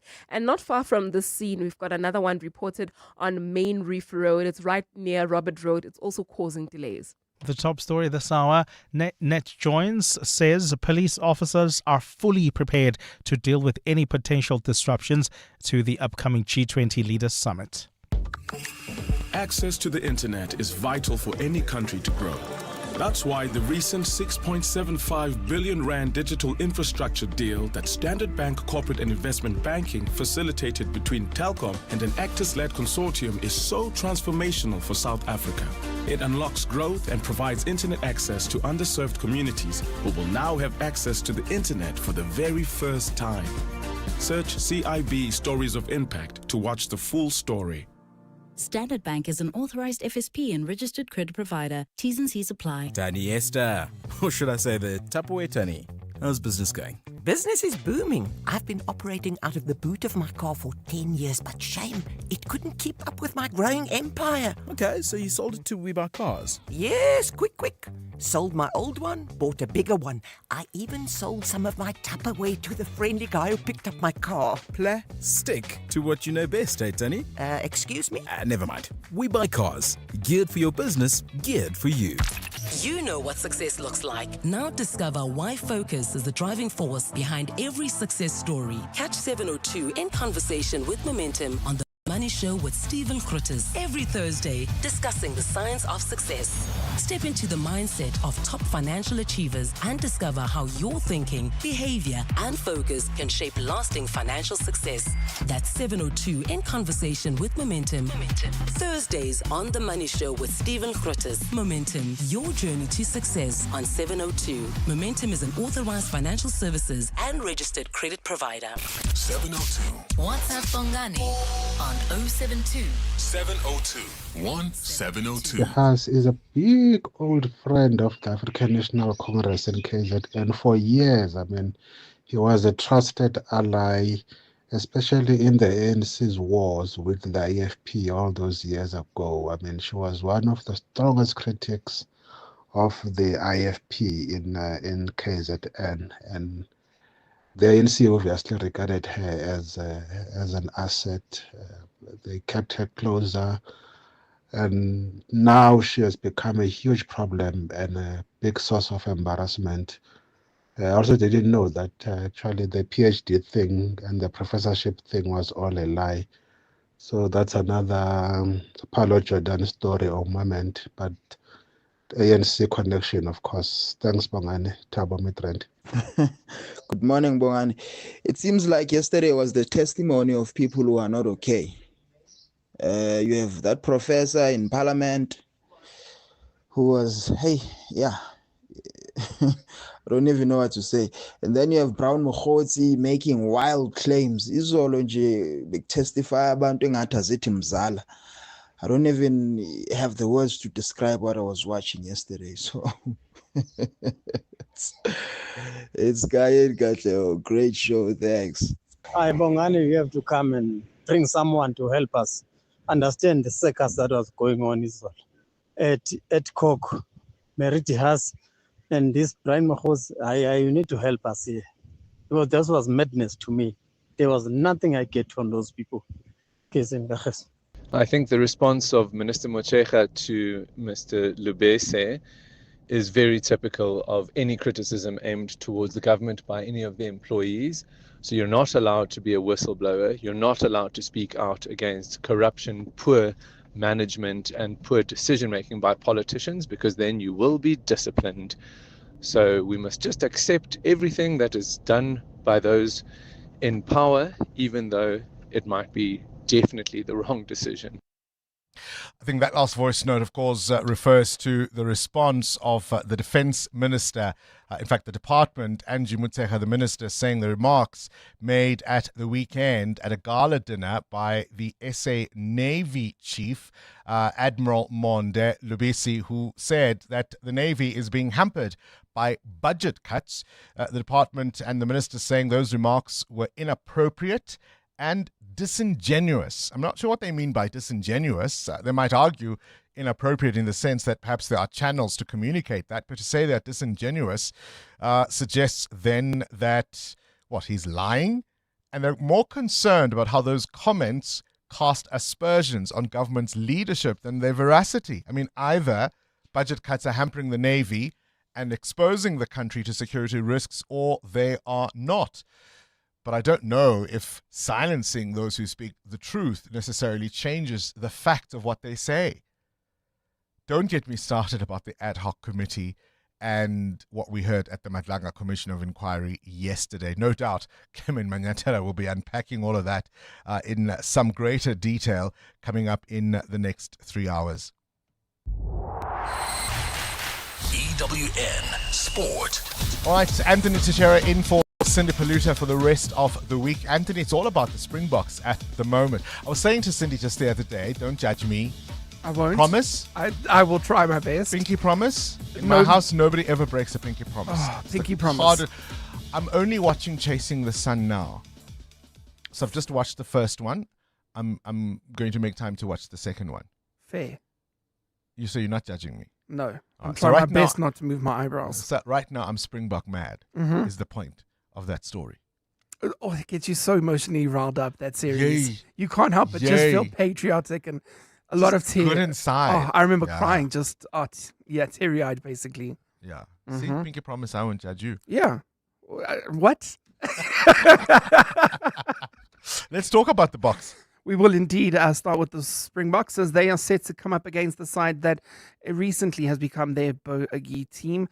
That's Ireland at the weekend.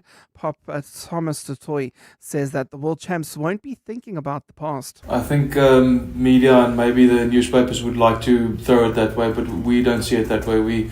I think what we've done well in the last couple of months, and the two competitions, we've really taken every match and put it into its individual box and not think about the past too much, good or bad, coming off a good week or bad week the week before. In case you missed it, the World Rugby Player of the Year nominees are out with 3 Springboks up for it. Holder Peter Steph Dutoy, hooker Malcolm Marx, and Oxen Chair, who became the first prop to receive a nomination in the men's category. Ethan Hooker is up for the Breakthrough Player of the Year. Winners set to be announced this weekend.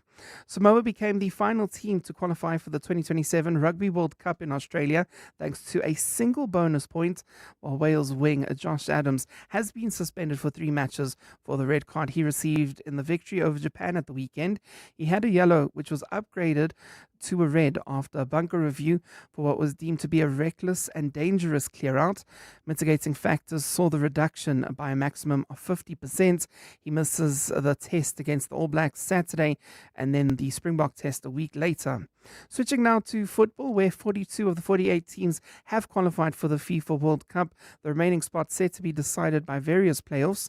The latest nations to punch their tickets from Europe were Spain, Switzerland, Scotland, Austria and Belgium, while CONCACAF's 3 group winners were Panama, Haiti and Curaçao, the latter's first appearance. In cricket, there's 2 T20 challenge matches, with the Lions playing the Dragons and the Warriors facing Boland, while Lungangiri has been called up to the Protea squad for the second test against India. Shai Hope has been leading the West Indies fight back against the New Zealanders in the second ODI. He's just been at the crease on 98, but he's watched the wickets tumble around him as they are 235 for 9. That's, of course, them really struggling in the 34th over. And in golf, Victor Perez has made the switch to Live Golf from the PGA Tour. Anthony Teixeira, Eyewitness News Sport. Whether it is a CCMA referral, problems with a mechanic, unfair blacklisting, or an uncontested divorce, Clientele Legal offers professional legal services to all South Africans. Our plans are affordable, and you receive up to 745,000 rand worth of legal services per year. We cover civil, criminal, and labor-related matters. Our nationwide legal teams are standing by to support you 24 hours a day. Plus, all plans include a 5,000 Rand bail benefit. Join today. SMS legal to 48721.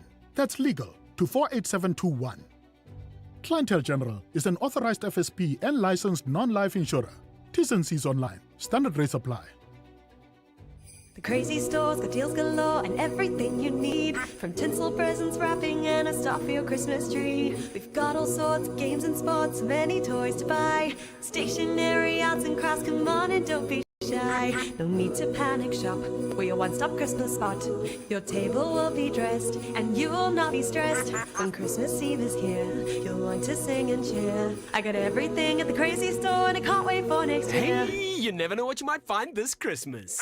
For 3 consecutive years, Nedbank has been recognized as the best investment bank in South Africa at the Global Banking and Finance Review Awards. Whether helping clients navigate cross-border risks, building financing frameworks that support market reform, Nedbank is a partner in more than just capital. We're part of the architecture supporting Africa's renewable energy future. See money differently. Nedbank. Nedbank is a licensed FSP and registered credit provider. EWN Traffic. It's 8:45. Let's wrap up the morning's traffic. Amo, what are you seeing on your fancy maps? It has really been a busy morning, Bongani. We've got delays still on the R24 East heading towards Edenville. That car on fire, still causing those delays coming out of the Kiluli's turn off. There's also queuing traffic on the R24 as well as the N12 West between the Edenville Road exit and the Kiluli's interchange. If you are traveling within the Nasrec precinct, please do expect delays as some of the roads will be closed off to traffic from today ahead of the G20 summit. Routes affected will include Nasrec Road, parts of the Soweto Highway, as well as the Golden Highway and even Renshaw Road. So please do plan your trips ahead of time and try to avoid routes around the area. More updates coming up at the top of the hour. Stay tuned. There's more EWN on air, online, and on the EWN app. Let's count backward. 5. Insurance. 4. Pineapple. 3. Insurance. 2. Pineapple. 1. You're under. Pineapple FSP 48650 is underwritten by Omart Insure Limited, a licensed non-life insurer and authorized FSP. Step into a world of unforgettable experiences in Dubai. From luxury beaches to underwater adventures. From authentic traditions to futuristic museums. Make it a Dubai adventure to remember with Emirates. Fly to Dubai from one of 3 gateways in South Africa. Start your holiday the moment you board with delicious regional meals, complimentary drinks, and up to 6,500 channels of entertainment. Fly Emirates. Fly better. Join us. Let's walk the talk. This is 702. Mary, Bongani. Anyone who doesn't want their gadgets to be touched, they have something to hide. Let's get those devices. Something will come up. Definitely something will be out. Linda in Pretoria. Linda in Pretoria. Well, I mean, to be fair, not many of us want our devices explored, but it was also in the context of the information she's provided in the past. And so then the question was, who are you talking to? How did you come about this information? Who is your source? That is something the ad hoc committee might want to investigate. And that's when I think things got a bit testy. Summer's here, and with Fly South Air now flying between Lanseria, East London and PE from just 770 Rand, you can make any of these 3 holiday hotspots your go-to this festive season. From sun-soaked beaches to buzzing city breaks, Fly South Air has you all set for the holidays, wherever the adventure takes you. So pack your sunnies, pick your playground, and fly into summer. Book now at flysouth.co.za. Fly South Air, for the love of flying. T's and C's apply. Smart Steve from Momentum. Hello. Stevie, it's Clinton Myers, the Minister of National Treasures. Mr. Minister, how can Momentum Insure help you? This economy is not helping with the cost of my gusheshe, my tires, man. Just get Momentum Insure's safety returns and get up to 30% cash back, even if you claim. Is it true? Stru's Bob, Mr. Minister. Visit momentum.co.za or call 0860 006 784. Momentum Insure, keeping you safe on your journey to success. Momentum Insure is an authorized non-life insurer. T's and C's apply. This is Breakfast with Bongani Bingwa on 702. Let's walk the talk. Right, it's 11 minutes before 9 o'clock. I always say, and if you listen to the show, you'll know I say this every Wednesday, my favorite time of the week, corporates that care. And really what we try to do through this Prime Media Cares initiative is to highlight the work of brands and corporates that are making a difference in our society. Often corporates are bashed for the good work that they do. People are cynical. People think it's just PR, but we think some of the work needs to be shouted at from the rooftops because the more the merrier. And I think that snowball effect that everyone actually is trying to make a difference can change even our perceptions, if not narratives, about our country. And so today, I'm so pleased to tell you, we've got the CEO of iStore joining us in studio, Chris Dodd. A very good morning to you and welcome to 702 Breakfast. Morning, Bongani. Thank you for having me. For the layperson, we think iStore is Apple, Apple is iStore. Not quite the same thing, is it? No, we represent Apple as a premium reseller in the country. So we have a retail chain of stores, 41 stores across the country. And we buy products from them and we sell them. They design our stores, so when you walk in, it's got that Apple feel and look, and hopefully the service and everything that goes with it. But it's our own brand. But the iStore is very much a South African brand and very much you versus the product that you actually sell. Absolutely. I wanted that clarity because people sometimes don't know the difference. But of course, you are underpinned by this world-class technology, and you've used that to make a difference in the society through the iSchool Africa Education Trust.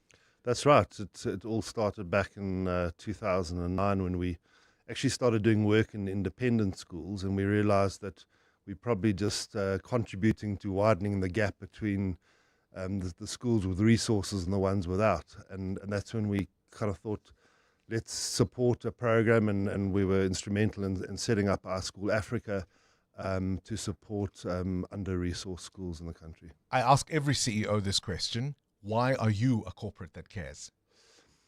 I think if you look at South Africa, there's so many needs, and we can't operate in a space that's crumbling around us. And we have to do our bit to improve the environment and the people around us.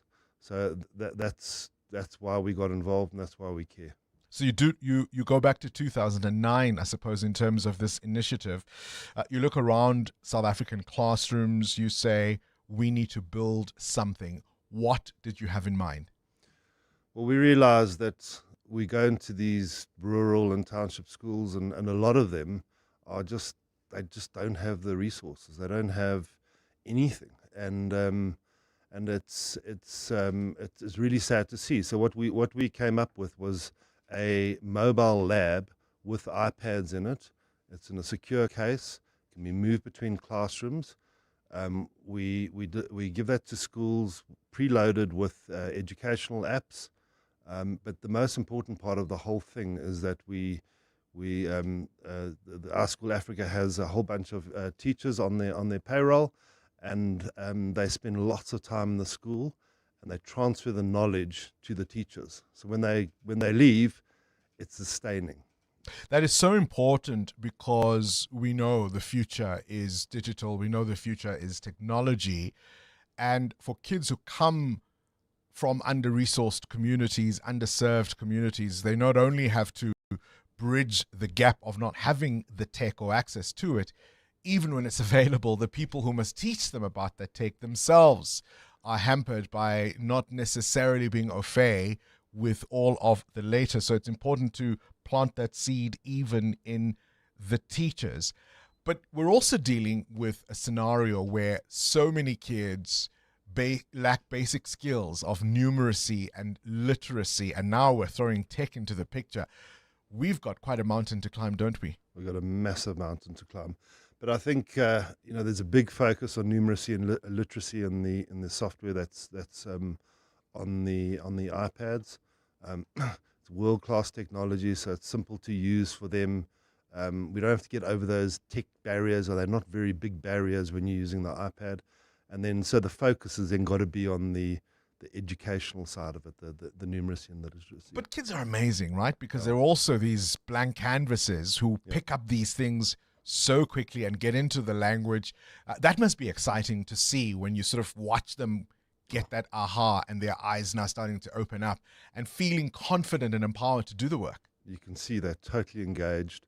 Often, the teachers have said to us, when the kids know that they're going to have an iPad lesson in the day, there's zero absenteeism. Isn't that wonderful? So we know they love it. They're so engaged in using this technology. Are there particularly memorable stories that stand out in terms of individual stories, perhaps kids who've been impacted by this program? I remember when we started off before the days of iPad, and we were putting some MacBooks into schools. It was a program around creating a school media. They could report on the school's activities and what have you. And some of the kids that started back in 2009, when we had the 15th birthday party the other day, some of those kids were invited now as adults. And they said to me, this program changed the course of their life. Wow.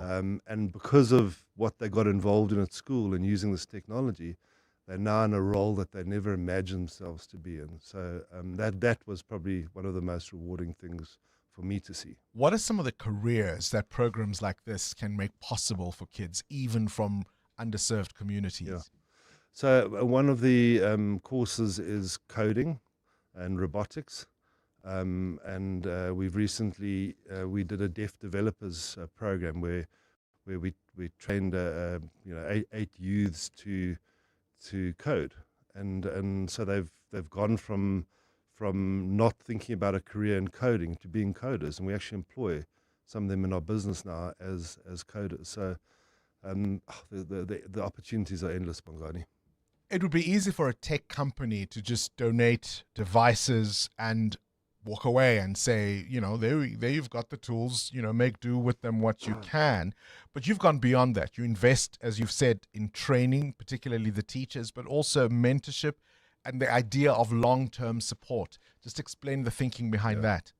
What we saw was a lot of companies were dumping even their old technology on schools. And, it really just doesn't work. You've got security issues, how to use it, what software, what connectivity. You've got all these problems that you need to solve. So that was firstly a big learning for us. When this technology arrives at a school, your iPad learning program, how does it actually work? What happens when one of these iPhone labs arrives at a school? So when the iPad lab arrives at a school, we've done all the background work in terms of getting them ready, prepping them, putting them in the security case. So it's literally the facilitator will do the handover to the school, do the training with the school, and then have a calendar with the school where they go back on regular occasions to make sure that knowledge is imparted to the school, and they're up and running and they're on their own 2 feet so that it is sustainable. I was talking earlier to my colleague Anthony Teixeira saying, I'm all rugby mad and Springbok mad at the moment because I've just finally caught up with the world and watched Chasing the Sun. One of the things you've done is you've collaborated with some Springboks, I think Siya Kolisi's foundation and even Cheslin Colby. That's right. Tell us about that partnership. Sure, they're both very exciting partnerships.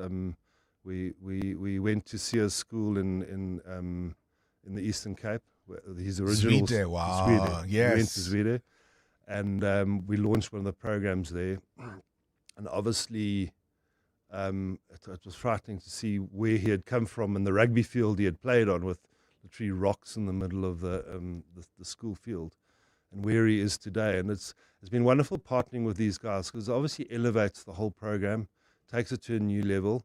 And this is not our School Africa is not something just our store is funded. Yeah. We've got lots of other corporate funders, so it kind of puts it on the public stage, and we hope to attract more corporates to support this good cause. So Partling and Cheslin's just the same. They're both wonderful guys, and they've really been supportive of our school, Africa. It's so easy for corporates to look at all of these things as numbers games. You can talk about how many labs you have. You can talk about the hours spent training, the number of teachers. You were talking about the disability program.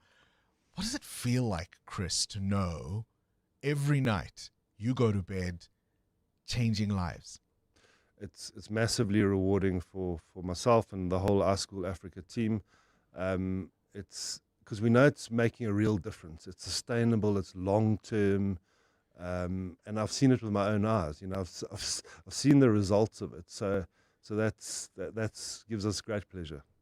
I think it gives us great pleasure to be able to shout from the rooftops, as I said, the work that you do and the difference you are making in so many lives. And I'm looking forward to the day where we can talk about the Siyakolisi's from a tech point of view that will have come through some of these programs in years to come and maybe giving back.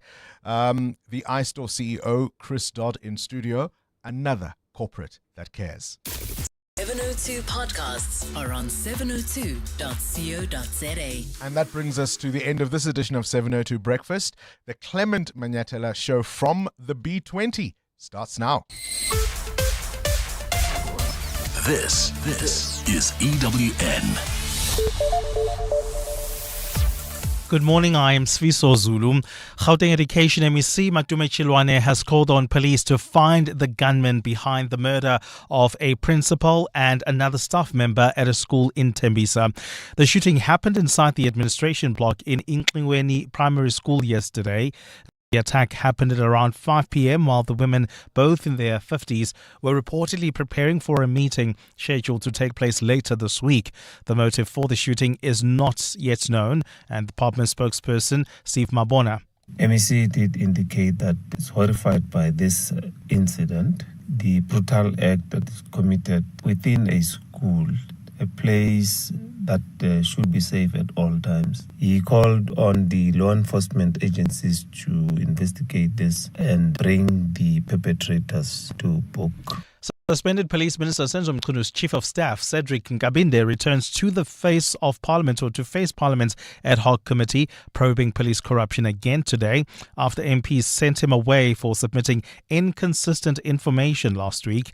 Nkabinde appeared before the committee on Thursday, but his hearing ended prematurely over inconsistencies in his evidence and sworn statement. His appeal follows yesterday's submission by KZN-based crime activist Mary De Haas, who was grilled over the letters she wrote to Mchunu calling on him to disband the political killings task team. Baba Londenza reports. Cedric Nkabinde's hearing last week was abandoned halfway after he got his dates wrong in his sworn statement and in his oral testimony. The dates were related to when he first came into contact with controversial businessman Brown Mokhotsi, as well as Senzo Mchunu's traveling dates after he became the police minister. Nkabinde had also informed the committee about his close relationship with KZN Police Commissioner Nhlanhla Mkhwanazi. Evidence leader Advocate Norman Arendse said last night that Nkabinde made a new submission. To request through you that the honourable members bring the original Nkabinde statement, because this evening while we were sitting here, we received what they now call a supplementary statement, which is not the same. Nkabinde's appearance will be followed by Police Head of Procurement, General Molefe Fani, tomorrow. Babalo Ndenza, Eyewitness News. In Pretoria, crime intelligence agents Brown Mokhotsi will today resume with his testimony before the Madlanga Commission of Inquiry at 2 o'clock in the afternoon. The late start has been attributed to certain discrepancies identified in his statement yesterday. Mokhotsi will be allowed to consult with his legal team in order to consider documents in the Commission exhibits bundle that he has not yet been able to work through. Oren Singh reports. Yesterday, Brown Mokhotsi fumbled and found it hard to recall pertinent information related to what was contained in his pre-prepared statement. In one instance, when being questioned on a message he sent to Police Minister Senzo Mchunu, he could not recall the details of the person he was referring to in the message sent to Mchunu. The message to Mchunu related to a person who was allegedly awarded a 30 million rand SAPS contract. During his testimony, evidence leader Advocate Matthew Chaskelson pressed Mokhotsi to provide specifics about this person. Sorry. But who is he? Oh, Josias. His name was Josias. Sorry, can you? Josias. Josias. Yeah. Josias, is that his first name, his surname? I can't remember his name. We were just interacting and he said he had a contract with SAPS for 30 million. Additional time will be afforded to Mokgotsi this morning to go through the evidence bundle and adequately prepare before resuming his testimony at 2 p.m. Aryan Singh, Eyewitness News. And some medical practitioners are warning the public not to take lightly a call by the South African Health Products Regulatory Authority to stay away from counterfeit GLP-1 drug for weight loss. Specialist physician Dr. Marius